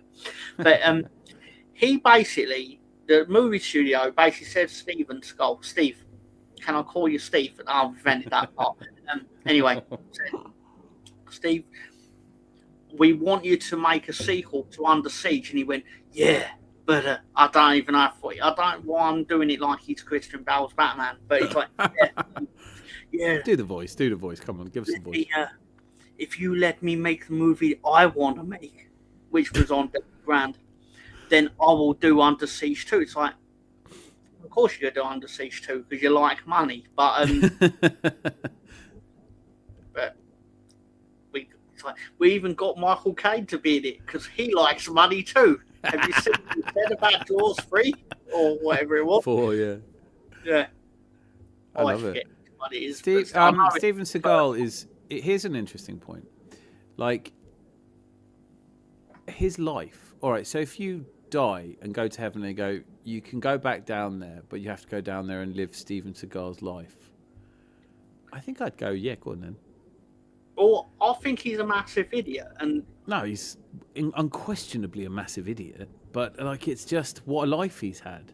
Well, yeah, like, but I still can't believe he cheated on Kelly DeBrock, because I watched Weird Science, and I sat there. I reviewed Weird Science. I just sat there the entire time thinking, how is Steven Seagal married to you, but then still got caught diddling the nanny of your kids? It's Steven Seagal. For me, it's his martial arts. It's the bullshido. It's the he invented his own martial art, didn't he? I mean, he's a master. There's a guy I like who did. He reached a very high level in Aikido, and he wanted to see, because you don't spar in Aikido. There's no actual, there's no way of knowing if it's effective. Unless you actually get into a fight in the street and try and use it, and then you go, oh yeah, this is highly ineffective. But he went instead into MMA and got his ass handed to him in about 15 seconds, and he was like, hang on a minute, have I been practicing this martial art for 12 years? It's utterly fucking useless. And basically, yes, Aikido it's a demonstration sport. It's not meant to be. It's good if a samurai attacks you and he plays by the rules of a samurai, but apart from that, it's two blokes outside a pub in southeast London aren't going to know how to fight you in a way that your Aikido works. They're just going to hit you over the back of the head with a pool cue. So like it's fascinating, because obviously Steven Seagal still talks about how he was trained, and he did this kind of Taekempo fight where he was one of the people invited, and it's just beyond ridiculous the shit he says, and yet somehow he's become like, everyone knows who Steven Seagal is, even if, and when you were saying that, can we call you Steve, he's the kind of guy who goes, Steven doesn't like to be called Steve. And he still gets away with it. I find him fascinating. One of my favourite recurring segments during my reviews of his we did Seagal Month, because of course we did. But obviously when someone goes, what, you did an entire month? Well, of course he didn't, because he doesn't have enough movies to do that. But every Saturday it was different Steven Seagal movie Saturdays. But anyway, that was a good month. I loved it, because my favourite recurring segment within it was basically shit Steven Seagal did on the filming of whatever movie it happened to be. And there are so many good stories about him, though. Yeah, so many stories about him. There's one where he got choked out and shit himself. That's a good one. That's a good one. Yeah. That's never a... Do you know, that'll taint your opinion of anyone, won't it? This is my mate Alan. All you need to know about Alan is he once told someone he couldn't be choked out. The person, Baz Rutten, grabbed him by the back of the neck, choked him, and he shit himself. But he was good he was good. Played a chef in Under Siege. He was good. I'm thinking of things to do around Mindcandy. I don't know if it is going to have its own. I think probably what we'll do is we'll migrate this to its own channel and have little. I'm thinking it definitely would be a fun project for me to work on, the biopic of Steven Seagal. Just to tell the true story of Steven Seagal. A young man raised in Coventry with ambitions above his station. What I'm going to do, Mother, is I'm going to tell everyone I'm an Aikido specialist. Oh, Stephen, where do you get these ideas? It'd be just that, the true story of Steven Seagal. I'm making it all up, of course. That movie Jared Butler was in. My friends call me Steve, but basically you can call me Steven Seagal. Yeah, you can call me Mr. Seagal. And that movie Jared Butler was in that was filmed at a lighthouse, fuck me horrendous. Don't know that one. Jared Butler. Jared Butler is in some terrible movies. I do like. I liked 300. This is Sparta. It just makes it sound like in that accent. Sorry, Rosie. I know he's a fellow countryman, but it sounds like Sparta is a shop that you buy cheap booze in. When that's what I hear. This is Sparta, and Foster's is 59 pence a can. Right, just being rude now. After coming out of the cinema for Geostorm, the most ridiculous storm in my area, Actually had to park in a covered car park and wait it out. You're scared of weather? Haha, you would never last in England. We have all the weather. We have light rain, drizzle, and miserly weather. Boy, Tendio, law-abiding citizen was good. I think Gerard Butler is an underrated actor. I haven't seen him enough things. Did you ever see Self-Made, inspired by the life of Madame... No, I haven't seen that. I like The Bounty Hunter, Boy Tendio. Oh, Jim West, 4060. Brilliant to see you. Have you ever seen the film Instinct with Anthony Hopkins? It does not ring a bell. It doesn't ring a bell at all. It's not on your 365 then? It's not.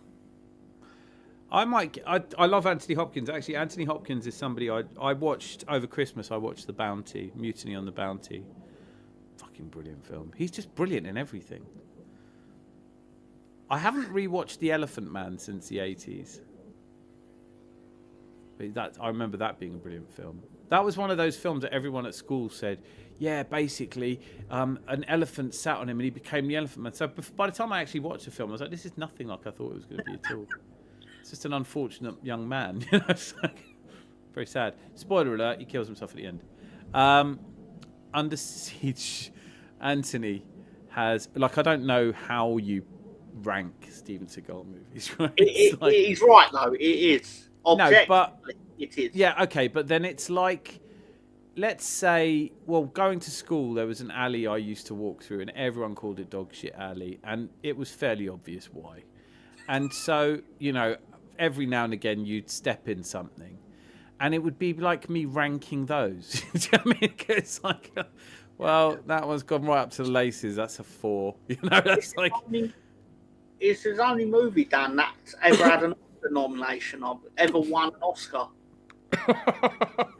But obviously not for the acting. I could totally have it inaccurate, but it's probably going to turn out they had.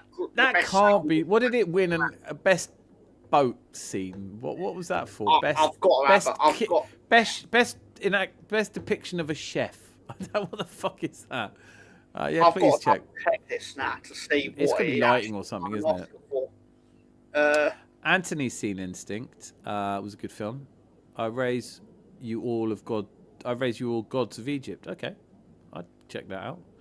As long as it's not another anime. Picking your favourite Steven Seagal movie is like picking your favourite fart. No, I mean, I could do that. I could pick my favourite fart. No, I think Steven Seagal is richly deserving of his own Mindcandy biopic, with heavily using obviously AI. Instinct is one of my favourites. He's an ex-psychiatrist who becomes a patient. Anthony Hopkins is just brilliant, though. Like, if he's in something, I'm surprised I've never heard of it, to be honest with you. I always feel slightly embarrassed when people come on here, because just so you know, Jim, like, this is a movie show, but neither Tom nor, well, I can't speak for Tom. I'm certainly not any kind of movie buff. But I know what I like, and I like what I know. Instinct 2018. Let's have a look. A former CIA operative who's built Northern Life and gifted writers. Blah blah blah blah blah. Alan Cummings. So this one doesn't have. Did I misunderstand it? Anthony Hopkins. I can't see him in it. He's not a main character, then, I take it. Am I going mad? I'm sorry, I've just found a TV series. You probably don't mean the TV series. Silly me. I did look it up, and Under Siege received 2 Academy Award nominations. Yeah, nominations. I'll give you. Didn't win them. No. Best sound and best sound effects editing. So basically, for 2 things that Steven Seagal didn't... Nothing to do with it. Yeah. Although, if you ask him, he'll probably say he did the sound on that. So I've just found Instinct, and it looks really good. It looks really good. Psychological thriller directed by John Turteltaub and starring Anthony Hopkins, Cuba Gooding Jr., Donald Sutherland, Maura Tierney. Right, okay, I would definitely... Thank you for turning me on to that. I didn't know it. I don't know why I missed it. I'm really looking forward to watching that. Don't check out Gods of Egypt. It's terrible. Don't even pirate it. I won't. Nikolai Costavaldo is in that Dio. He has another woman He's a which I Leeds love. United fan. Who? Nikolai Yeah, Costavaldo. Jamie Lannister from Game of Thrones, the actor. Oh, okay. Why is because he looks a bit like a good-looking Sean Bean? Is that what it is? Oh, I he's a believe he's Sheffield from United fan, Denmark. isn't he? Yeah, I he's believe Denmark. he's Danish, and he's It's basically funny because part- I can spot the Danish accent miles off because it's that T sound. But other people struggle with it. But I'm sure Sam Greenwood could probably pick it out of any. But it's like German with a hot potato in your mouth. he's basically genuinely elite. He actually carries the card with him as part of the Leeds United Denmark supporters club, something like that. It was like, well done, continuing to punish yourself. See, but no, I don't know any Danish teams. Or I probably do, not off the top of my head though. But I'd still, if there was a Danish game on, I'd still pick a side. You Negotiator used to be my favourite action movie. Who's in that? That's not Samuel L. Jackson? Negotiator is Samuel Jackson. Yeah. Is basically taking an office building hostage, I believe, and the actual negotiator is Kevin Spacey. I do remember. I didn't. It's good. Yeah. It's But- good. Like, you know, if someone offers you ice cream and they offer you vanilla ice cream, yeah, it's lovely. Cheers, but I need sprinkles. Maritini is one of the all-time favourite actresses. I don't know her. Why don't I know her? She is in Liar Liar, playing Jim Carrey's wife. I recognise her now. I believe she's also in ER, but Yeah. That's where I know her from. Okay. Nothing really. Twisters. Nothing really.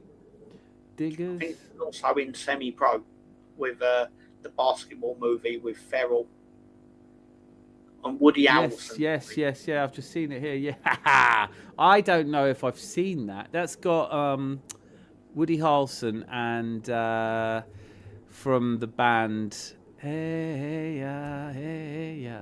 Outcast. Outcast, yeah, but what's his name? His Andre 3000. That's the very same one. Yes. Yeah. Anything with Will Ferrell, let's be honest. Come on, man. Sorry, say again? I enjoy Ferrell stuff. Oh, mate, fucking all day. He's just a naturally funny guy, right? He's like the American Bob Mortimer. And because everything's about Leeds United, he is also a co-owner of Leeds United. Will Ferrell? Will Ferrell is a co-owner of Leeds United. Genuinely true. Hang on a minute. What? Genuinely true. When you say co-owner? He's part of the consortium, which is basically funding Leeds United. Are you Genuine? on? Does He was know at he the is? Leeds United versus Burnley match that we lost. Oh, 1-0. hang on. Yeah, no, I think I did see him in the crowd. I think they showed him, didn't they? Mm-hmm. Oh, yeah, that's funny. Well, you've got some brilliant fans then. Who have we got? I Piers don't Morgan. really think he's a fan. He's No, turning up can we do a because swap? money. Should we do a transfer deal? I'll throw in. We'll let you probably have to wait a season or two, but we'll let you have Victor Gyökeres if you'll take Piers Morgan and we can have Will Ferrell. I was going to ask, can I have Anne Hathaway? Because she really gets into the game. Yeah, you can. Piers Morgan and we want Will Ferrell and you can have Anne Hathaway as well. This could replace the actual transfer window for. Do you know what I mean? But you also have to take Lee Gunner. I was going to make a joke about it becoming a bit of a modern day slave trade in terms of like your fans, but could get quite controversial, especially when you give us Lee Gunner. I really wish that it was somehow possible to swap out fans you just don't like, because it really bothers me. I mean, we've had some fans, right? We've had Osama bin Laden, who's always quoted as being an Arsenal fan because he came to a match once. But if I had to pick getting rid of Osama bin Laden or Lee Gunner, I probably would just go, Osama, you can have a box. Do you know what I mean? Like, I mean, if you know. not to make it needlessly political, but he's great in Shot Caller. Who is? I'm wondering now about the security of the box, like what's he gonna fly into it or something like that. Well, not if he's in it. Like, that's not how that works. Do you know what I mean? Like, it's exactly how it works. Because he's not planned. Well, he's gonna get other people to do it. I mean, he's not. Yeah, but he's not gonna be in the box. Is it? I think this has gone to a place where we may not be able to recover it from. So I'm going to just pretend we didn't start down this road, and I'm going to say, okay, fair enough. Jim West has come in and been absolutely outstanding with comments, and this one, Alan Moore, is without question one of my all-time heroes. He wrote V for Vendetta when it was a serialization, before it even became a comic, and it's fucking brilliant. And on the eve of its release, this is the importance of, by the way, this is the importance of film critics and why they have to be fucking careful. Because Jonathan Ross is, as everyone knows, a light entertainment superstar. But he's also a comic nerd. And I was a comic nerd as a teenager, and that's why I fell in love with Alan Moore and V for Vendetta particularly. And on the eve of the release in the cinema, I watched film, whatever it was, then hosted by Jonathan Ross, and he panned the film. So I still, having waited all my life as a teenager, I devoured V for Vendetta in comic form. Still have all the original comics. Love it. Got everything about that. I've read it so many times. I love every moment of that. But it kind of ruined the film for me because he was right. First time I saw V for Vendetta, I thought, oh. But then 6 to 9 months later, I was like, I've got to watch it again. And I've now watched it probably 12 times, and it gets better every time I watch it. And I fucking love that film. It has some problems that are just not noticeable to me anymore. It's such a brilliant depiction of a dystopian England. And so much of that film actually captures the spirit of it. But I think the point Jonathan Ross was making when he reviewed it was, for people like us who love that so much, you can't make a good version of it, one that will appeal to us straight away. But yeah, no, what a brilliant movie. It is. Yeah, I'm seeing here, he doesn't like the script. He calls Who? it Disney, Alan Moore. and dialogue is particularly poor. Yeah. I didn't agree with him. I enjoyed the film. But like It's just not as good as it's not as good. They just get too many bits they don't get from the like Larkhill concentration camp. There's too much that's changed about it to make it too modern and lifts it. I don't know. Now I see them as two separate projects. I see the film as an homage to comic as opposed to trying to do what the comics do. Because we were talking about this last week as well. When you're looking at Marvel Studios films, some of them get the essence of being a comic strip, and some don't. Some of them, they're just films, and you don't really get what the point is. You know, like, but some of them are very close. They're so close to the actual original comic books that they have this magic to them.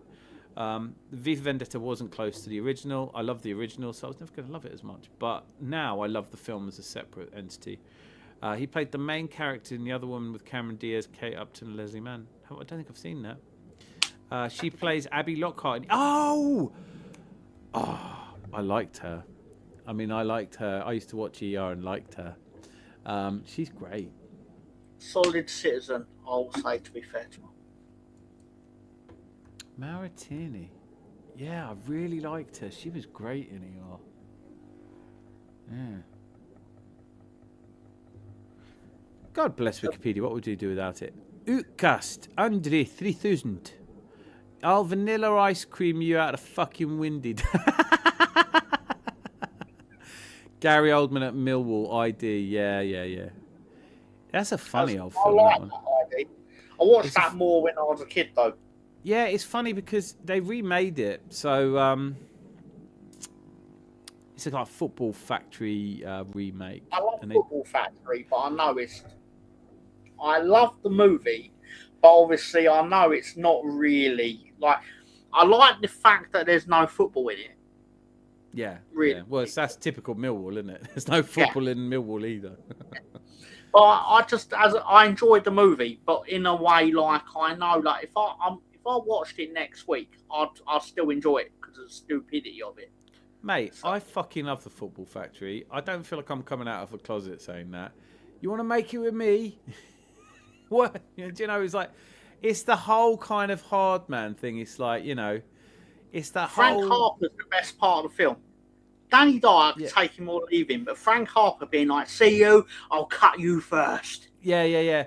No, I mean, there's a few. The guy that I always get told I look like Tamer Hassan, where he's like, if you buy your Coke off a Turk, what are you confused? He goes, do you want to make it with me now? Bandit country. I love that film. I fucking love it. Oh, I fucking love that film. But I read the book. Funnily enough, that's another one where I read the books as a trilogy of books. Because of the movie. I went the other way around. So I read the books. There's 3 of them. This is it. I can't remember what they're called now, but one is called Football Factory, I think. And they're really good.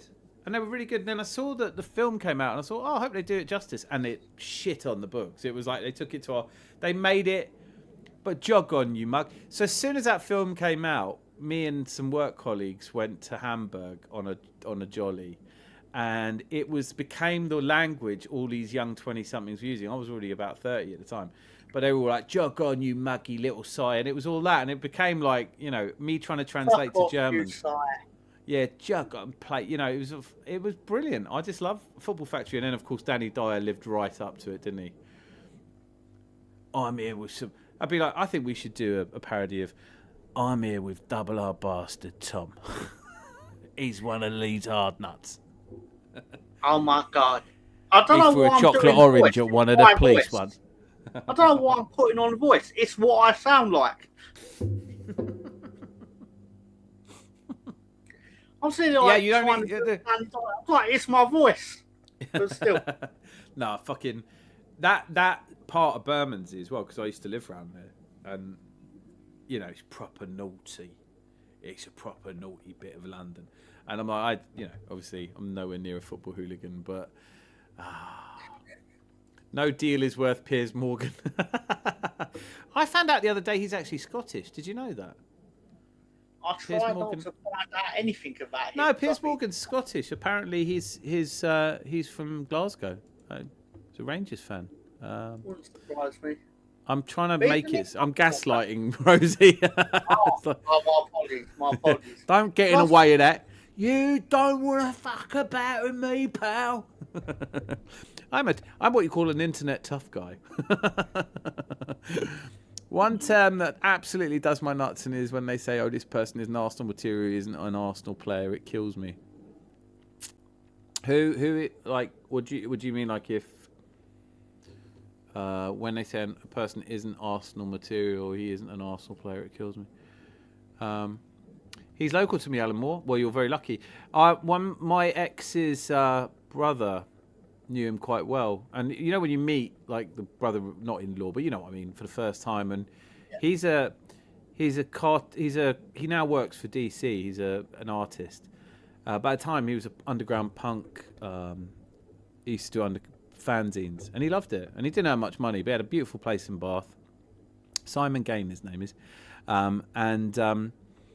we were just talking. He said, "What do you like?" And it was in a pub, but at some point the conversation turned to V for Vendetta, and he was like, "What do you think of that?" And I was like, "Oh, mate, it's the fucking best thing in the world." And he's like, letting me talk, and then he went, "I could get you Alan Moore's autograph if you want. I know him. I've worked with him." I was like, "Yes, please. And if you could get me one of his hairs, so that one day I might be able to clone said hair and have my very own Alan Moore." Do me another cartoon, Alan. Yeah, no, it wouldn't be good for him or me. Write another classic. Write another banger. What is the best comic movie adaptation? Great. Rosie, you've got great questions. You know that. Oh, fuck off. V for Vendetta is pish. That's right. You take great questions. Then yeah, but you say stupid things, but you ask great questions. It's tough. It's tough.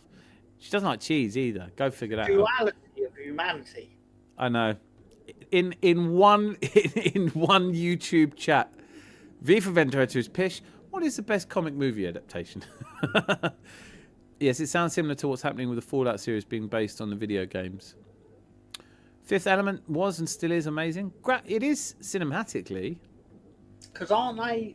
Isn't Luke that Besson, getting yeah. at the fact that with the Fallout series? Because I've not watched it. I've seen clips of it. Neither have I. I'm not a fan of it. I've never played the games, but I know what they are. But people were saying they're saying Amazon presumably are going to make a series based on the Fallout games where they get people live in these underground bunkers, and people criticism of it is like people going, people that have never actually played the game and therefore don't actually understand what that is actually a dystopian future where shit's bound to go wrong are doomed to repeat it for our entertainment. Well, as long as they're doing it for our entertainment, that's all right, isn't it? Yeah. Because we've got a comment here, which I thought was brilliant. I don't know who the hell Bel Hassan... Oh, obviously Tamer Hassan's daughter. Yeah. Is in Love Island for the second time. And I've always said, and I don't think I can say this on YouTube, so I'll have to slightly alter my words, but I think no one's ever fallen in love on this island. But about 4 of the contestants have unalived themselves. So isn't it more accurate to refer to it as Unalived Island rather than Love Island? Do you know what I mean? Like, seriously, at a certain point, if my agent suggested I went on that, I'd be like, what are you trying to say, mate? Fucking, like, it's not a good programme.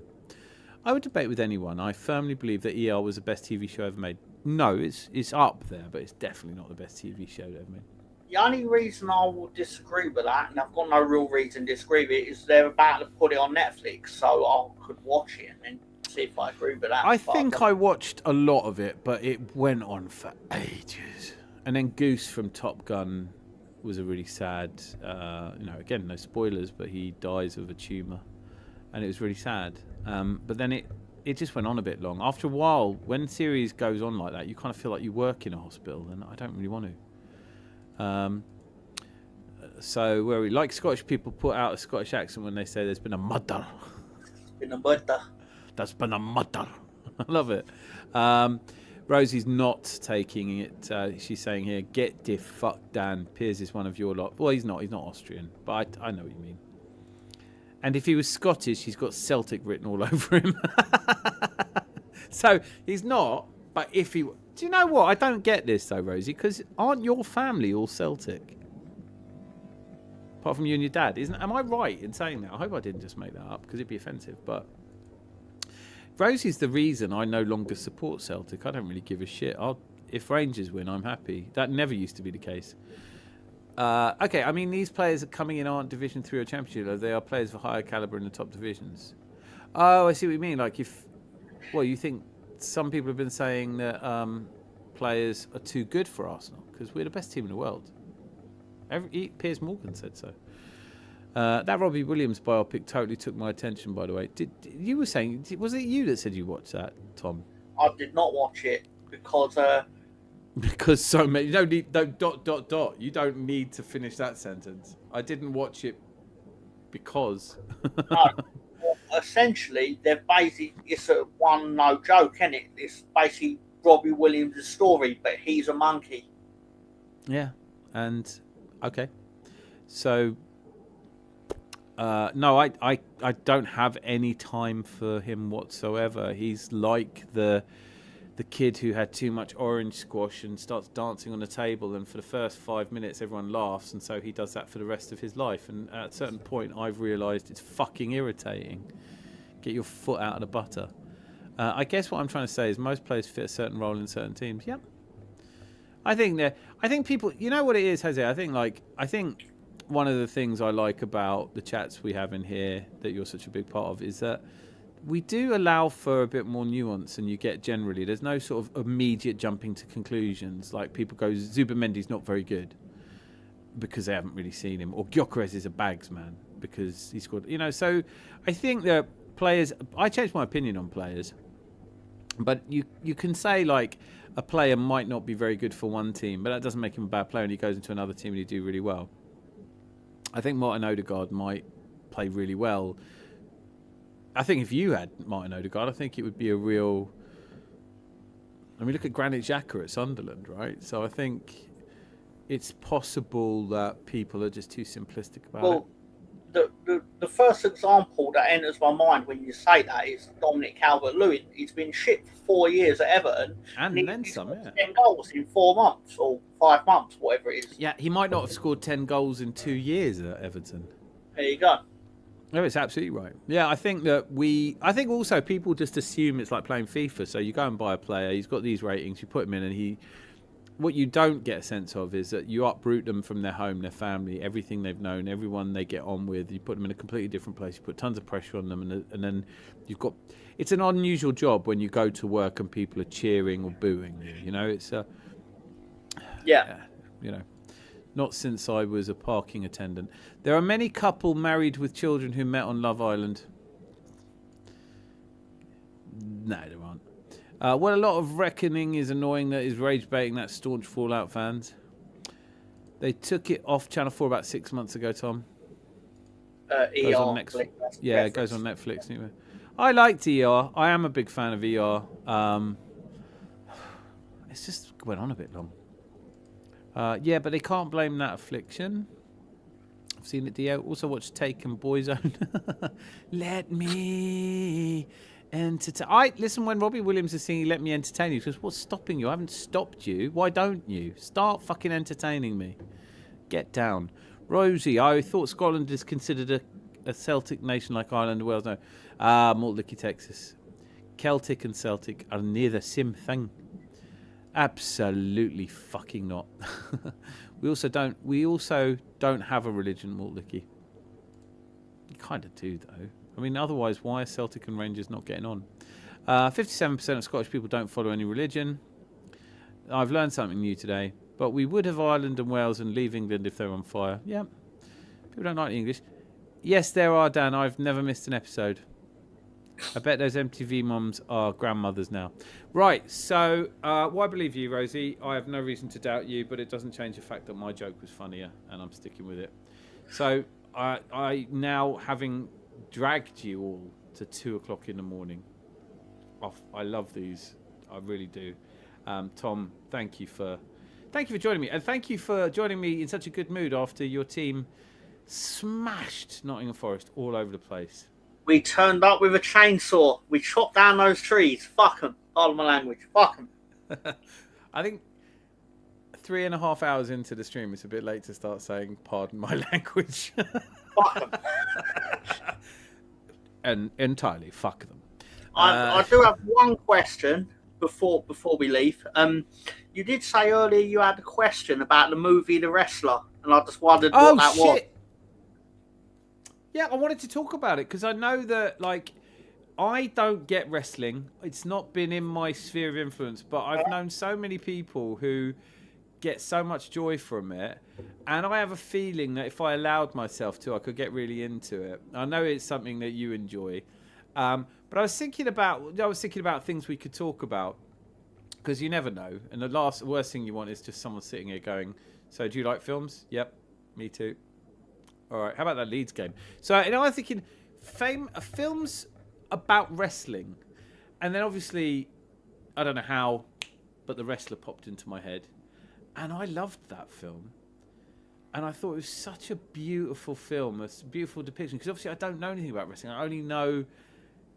I know, but that film gave me such a sort of melancholy, but beautifully melancholy attitude towards these guys who, because I've seen lots of really facile people going, oh, it's all pretend. And it may all be theatre, but it's theatre that takes a very physical toll on people. And it's a very serious, if not necessarily sport, then certainly it's entertainment of the highest order, and it's physically demanding, and people break limbs and die. Die. So on that level, you take it seriously, and it entertains people in such a way that reminds me of, or not necessarily reminds me, but we've always had theatre like this, goodies and baddies. It's a drama, it's high event drama, you know what might be happening. But I always found it funny because I'm totally neutral, impartial. I have no strong opinions about it. I've shared a flat with a guy who was mental about it, and I still know very little about it. He used to have figures of, and I sort of had a grave guy, and anyway. But I've never been one of these people who attacks it because it's fake. Because every film you ever go and watch is fake. Do you know what I mean? Like, just so everyone's on the same page, the Empire didn't really get defeated by the Rebel Alliance. That's all bollocks. So there's nothing wrong with it because it's conforms to a plan. Let's say scripted conforms to a plan. But I thought The Wrestler was just such a beautiful film and such a great. I mean, from an actor who was, top of his game. He was considered. He was at the same level. He was talked about in the same level as Brando before him. Studied in the same place. So I just wanted to ask you, if there were any other wrestling films that were better than it, or if that's the standout one. Luke Watts has hit on a good one called The Iron Claw, which is a good movie, but that is based on real events to some degree of a That's real not the one family. of the family, is it? Oh, yeah, I've seen that. Yeah, I saw that. It's nowhere near as good. Nowhere near as good. I like The Wrestler because the thing I found in the discourse of it, it's a movie that wrestlers actually enjoy because it makes them feel like it's what their life was like back in the 80s and things like that, when they were younger and they were doing the grind of it all. And they're basically Mickey Rourke's character. Yeah. I got it on. It was the first Blu-ray I ever got because I got off the top of my head. I think I got the PlayStation 3. I might have that wrong, but it had the Blu-ray capabilities. So I thought, just get a Blu-ray, and that came out. It was like The Wrestler's out around Christmas or whatever. Got that. I think I watched it twice. But the parallel with it, which is nothing to do with wrestling, is that The Wrestler as a movie is basically the male version of Black Swan. Oh. Which is the I haven't seen that yet. I've never seen that. But basically, that is obviously about ballet. But a lot of the movie plot is basically this is The Wrestler, but with women. Like, a lot of the plot on it is the same, and the ending is very similar. It is. I think it speaks to passion, and it speaks to devotion, and it speaks to, and it could have been made about any number of things, but it just, I think it's so beautiful. It's so real. And, it was also partly because Mickey Rourke by then has become somebody who is now a parody of what he was.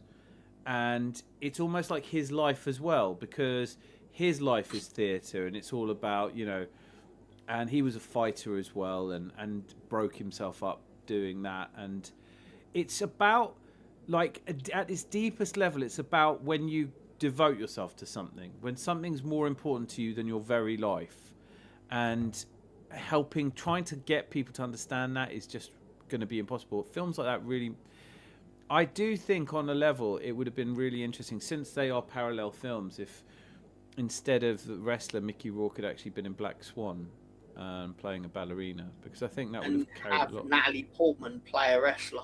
Yeah, I think that may miss the trick there. But I haven't seen Black Swan, and I really should. I did review Black Swan as part of the 365, because otherwise I'd have had no reason to watch it. But I was like, someone said, why don't you watch Black Swan? I mean, it's hugely acclaimed. I mean, people said it was. I've heard it's nothing. Massively successful. Yeah, basically, the only reason that The Wrestler did not win Academy Awards that Black Swan did is because one's about ballet and one's about wrestling, and the Academy is very snooty, essentially. I think we can say, I'm happy to stick my neck out and say this. I think people will agree with me that if I ever took the Academy Award seriously, I certainly don't now. And I don't, because there's a point you get to in your life, you go, this is like 25, 65-year-old white guys deciding what a good film is. And do you know what? I wouldn't follow them into a cinema. I just wouldn't.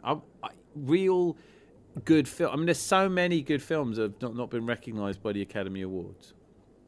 And even the ones that are heavily recognised, they'll say, it won 8 Oscars. And you go, it didn't win Best Director, it didn't win any acting Oscars, but Best Costume, Best Set Design, Best Zoology, I don't know, just fucking stuff that doesn't matter to film goers. I've yet to go and see a film and come out of it and go, That was unquestionably the best costume I've ever seen in a film. And I don't care that there was no plot. I don't care that none of the actors were any good. The script didn't work. The dialogue was shit.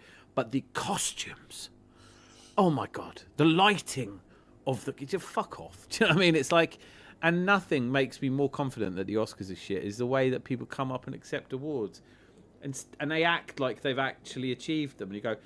Oh, in the opinion of 25 fucking well-off people who do nothing but watch films, they thought on this particular day that I did slightly better than someone else. And so what? That's not why you should get into acting.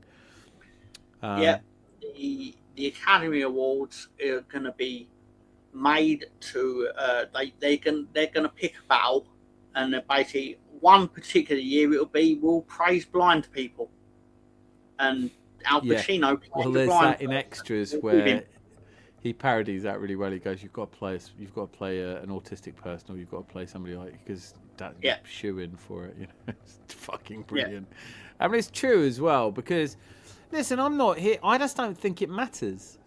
I think Dustin Hoffman's depiction of a person with severe autism in Rain Man is wonderful, but I don't know if I need to classify it as better or worse than another performance. You don't do that. There isn't an Academy Awards for painters, is there? Like maybe there is. Maybe I don't know. Maybe fucking Picasso's turned up again, going, "I've shit him again. Fuck off."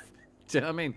I just don't like it. But I do remember Phil Jupiter when I used to see him at the Comedy Store. He used to compare, and one of the best jokes he ever did was he used to talk about going to Hollywood's, which is this bar in Romford, and he goes, "Do you think there's a bar called Romford's in Hollywood where?" Robert Redford and Paul Newman are sitting around going, "The Oscars, I've shit them."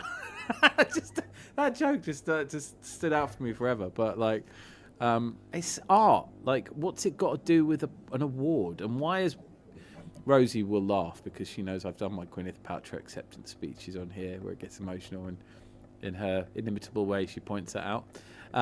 But yeah, I just think the whole thing's just fucking nonsense. But so. It is a handy marker to see if a film has been well acclaimed or not. And Black Swan, I would watch a film because it won an Oscar, but I've been doing that a lot and I've never really understood it.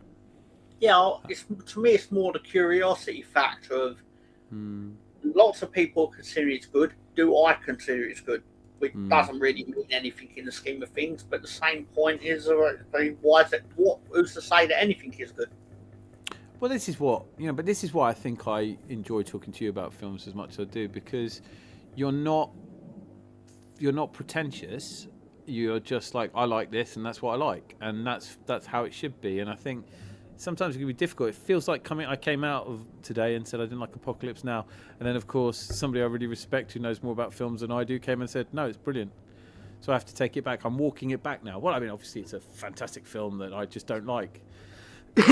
But what does that mean?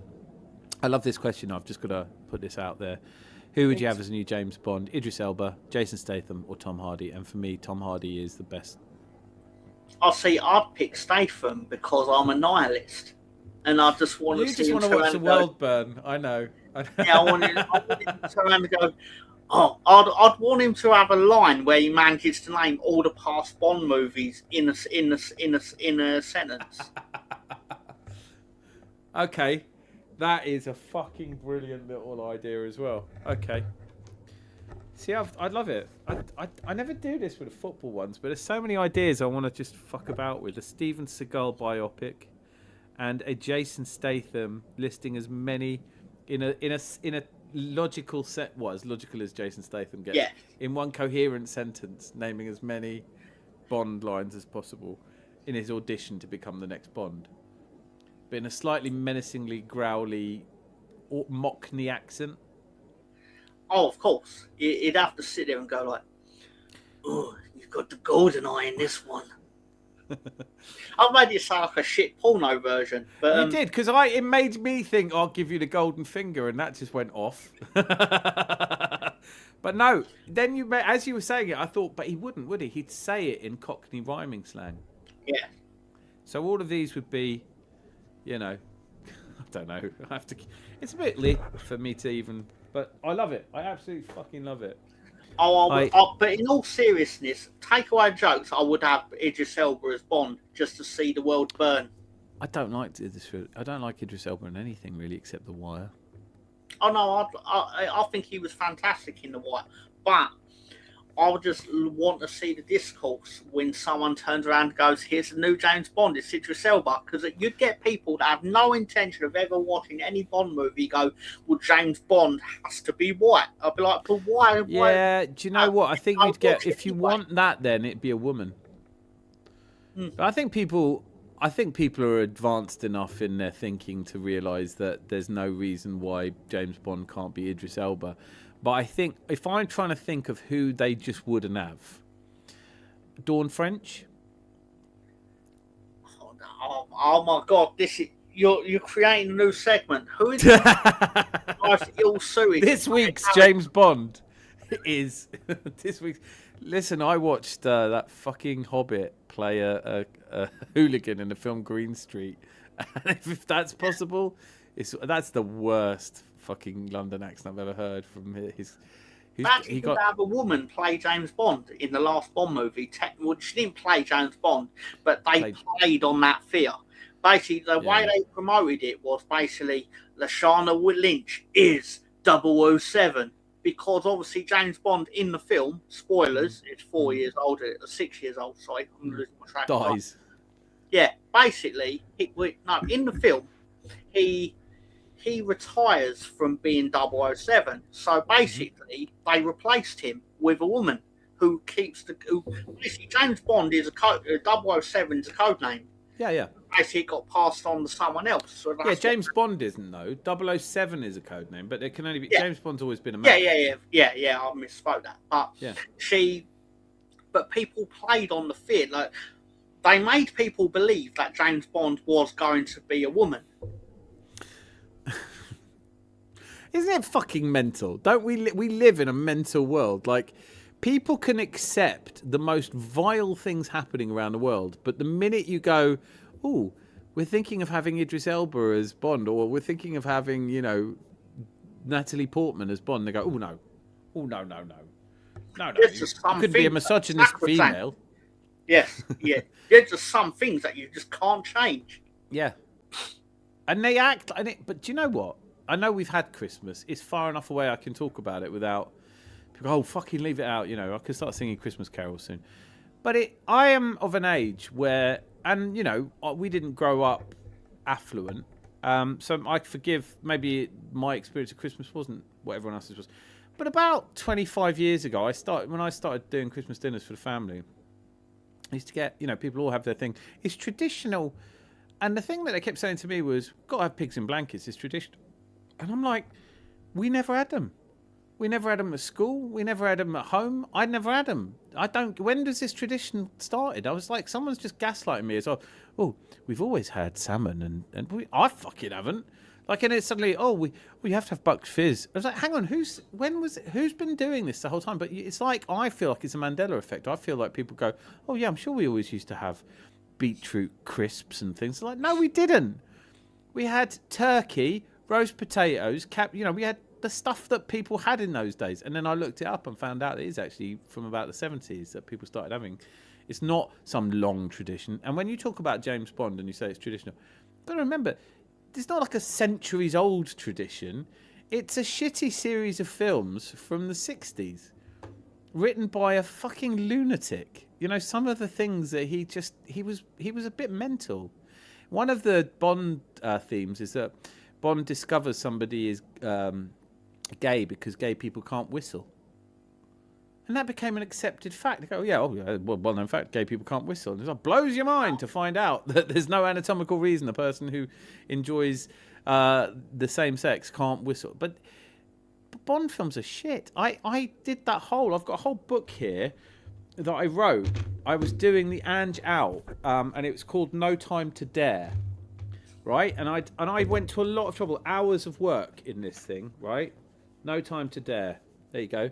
Right, hours and hours of work in this, and and some projects are like that. You just get to a point, you go, I might have put a couple of weeks of my life into this, literally, but it's just not worth finishing it, And apart from anything, by the time I'd gotten it, they'd sacked him, so it was like, oh, fucking brilliant. But it's still there. It's unfinished, but it's still there.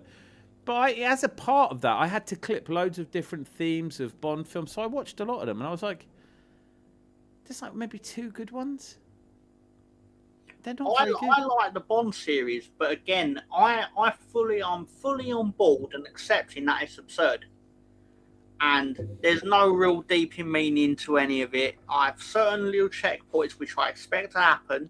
Yeah. But other than that, it's nonsense. Yeah, but you were right last week because you said that. It's like if you've sat through, if we went to cinema, I saw the new Bond film with Idris Elba in it or Dawn French or whoever, and you're like, oh, I can take all that. But I'm going to need him to get some gadgets, right? There's going to need to be an automobile chase, really. There's going to be stunts. I want a henchman with a secret weapon, whether it comes out of his shoe or it's the rim of his hat or his teeth or something. And I'm going to want an evil villain's lair, right? Yeah. And it's going to have to be some exotic locations and probably a speedboat. And if you don't do all those things, I don't know what I'm here for. But then it gets so complete. It's like there's a really good, Stuart Lee does a fantastic parody of Britain's funniest TV moment is always voted as the day that Del Boy falls through the bar. Yes. So he creates this small town that reenacts it, but using massive paper mache figures. So they have a massive bar, and there's a festival, and they all go, I shall be playing Del Boy this year. And it's like a Morris dancing type thing, like the tradition. And that's what people watch it for. They watch it because they want to relive the nostalgia of their youth. And actually, when you look at James Bond, you go, it's just not very good. It's, like, don't get me wrong. If you like it, I've watched them. Well, for all I give a shit, have the bloke who played Harry Potter in it, Daniel, what's his name? What is his name? Daniel Radcliffe. Yeah, Daniel Radcliffe's the next Bond. Do me. Tamer Hassan. That's who I want. Danny Dyer is the next Bond. I mean, leave it out, you melt. Statham up for this. Statham would be like, "You right, mate?" You melt. No, I love it. We're going to do that for next. I will try and put. We should all, everyone, please, chat included, try and come up with the longest sentence you can for Jason Statham to say, which includes as many of the Bond titles that you possibly can. And if you want to change them into Cockney rhyming slang, so much the better. Although how you're going to do Cockney rhyming slang for GoldenEye, I have no idea. Moulding pot, I don't know. I can't even begin. Tom Hardy is in Lawless is good. Haven't seen it yet. Chat members of the evening are Malt Licky and Jose. I happy Tom is a fantastic. Is a comment of the night. I happy Tom is a fantastic. Is a great comment. Don't remember it though.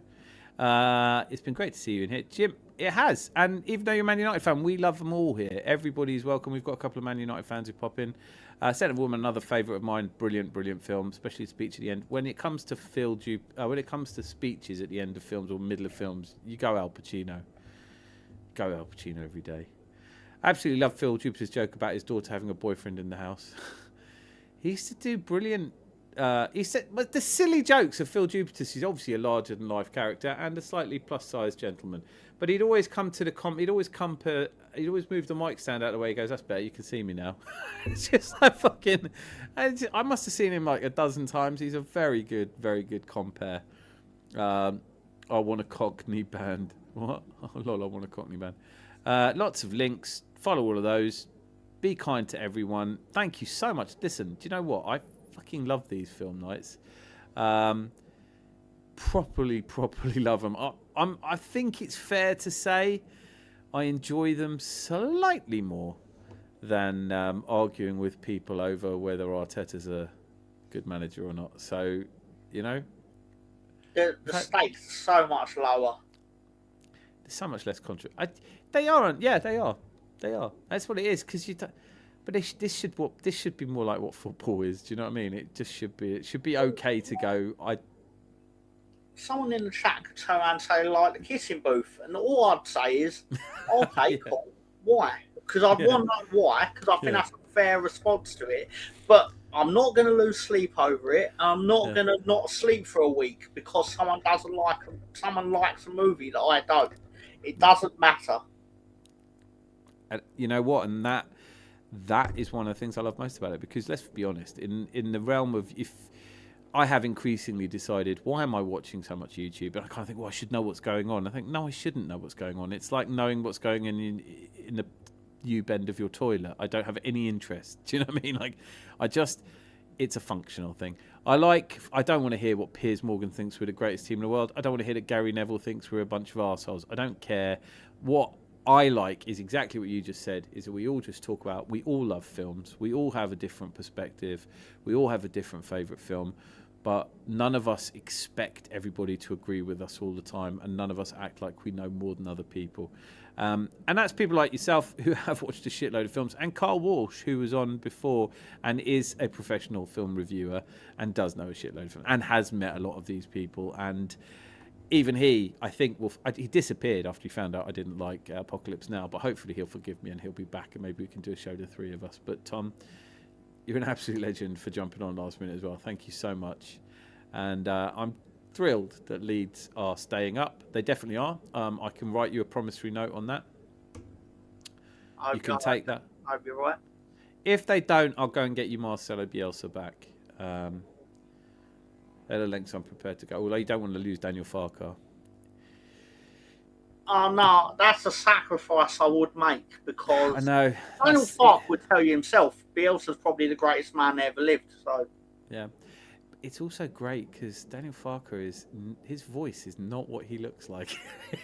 If it's not bloke, if you'd spoken to him on the phone and you'd never met him, you go, "Oh, I'm waiting for Daniel Farquhar," and he goes, "Oh yeah, that's me," and you go, "Fucking hell."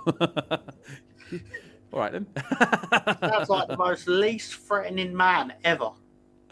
Listen, he went up in my estimation so many times this season. I've really enjoyed his attitude and his approach, but also the way he dissects games afterwards and just says, you know, he was incredibly complimentary about us. He was like, you know, they're a very good team. You can't beat them, which is at odds with some of the other, you know, Gary Neville style thing. Well, they're not very good. Yeah, they won 4-0, but they were lucky. Anyway, fuck them. But thank you. So fuck them, but thank you, and thank you to the chat. It's part of the thing I love about it is that it's a small select group of people who are here for this. I'm sure many will watch it in the replay, and if you can make it, hopefully we can make this a regular thing. And thank you so much. I'm going to play us out with the hastily constructed theme tune, which will be hopefully enjoyed, but feel free to leave if otherwise. And if you haven't hit like yet, I know there weren't many of you in, but make sure you hit like. And if you're new here, like some of you have been, please hit subscribe. So thank you very much. And until I see you again, be lucky, lots of love.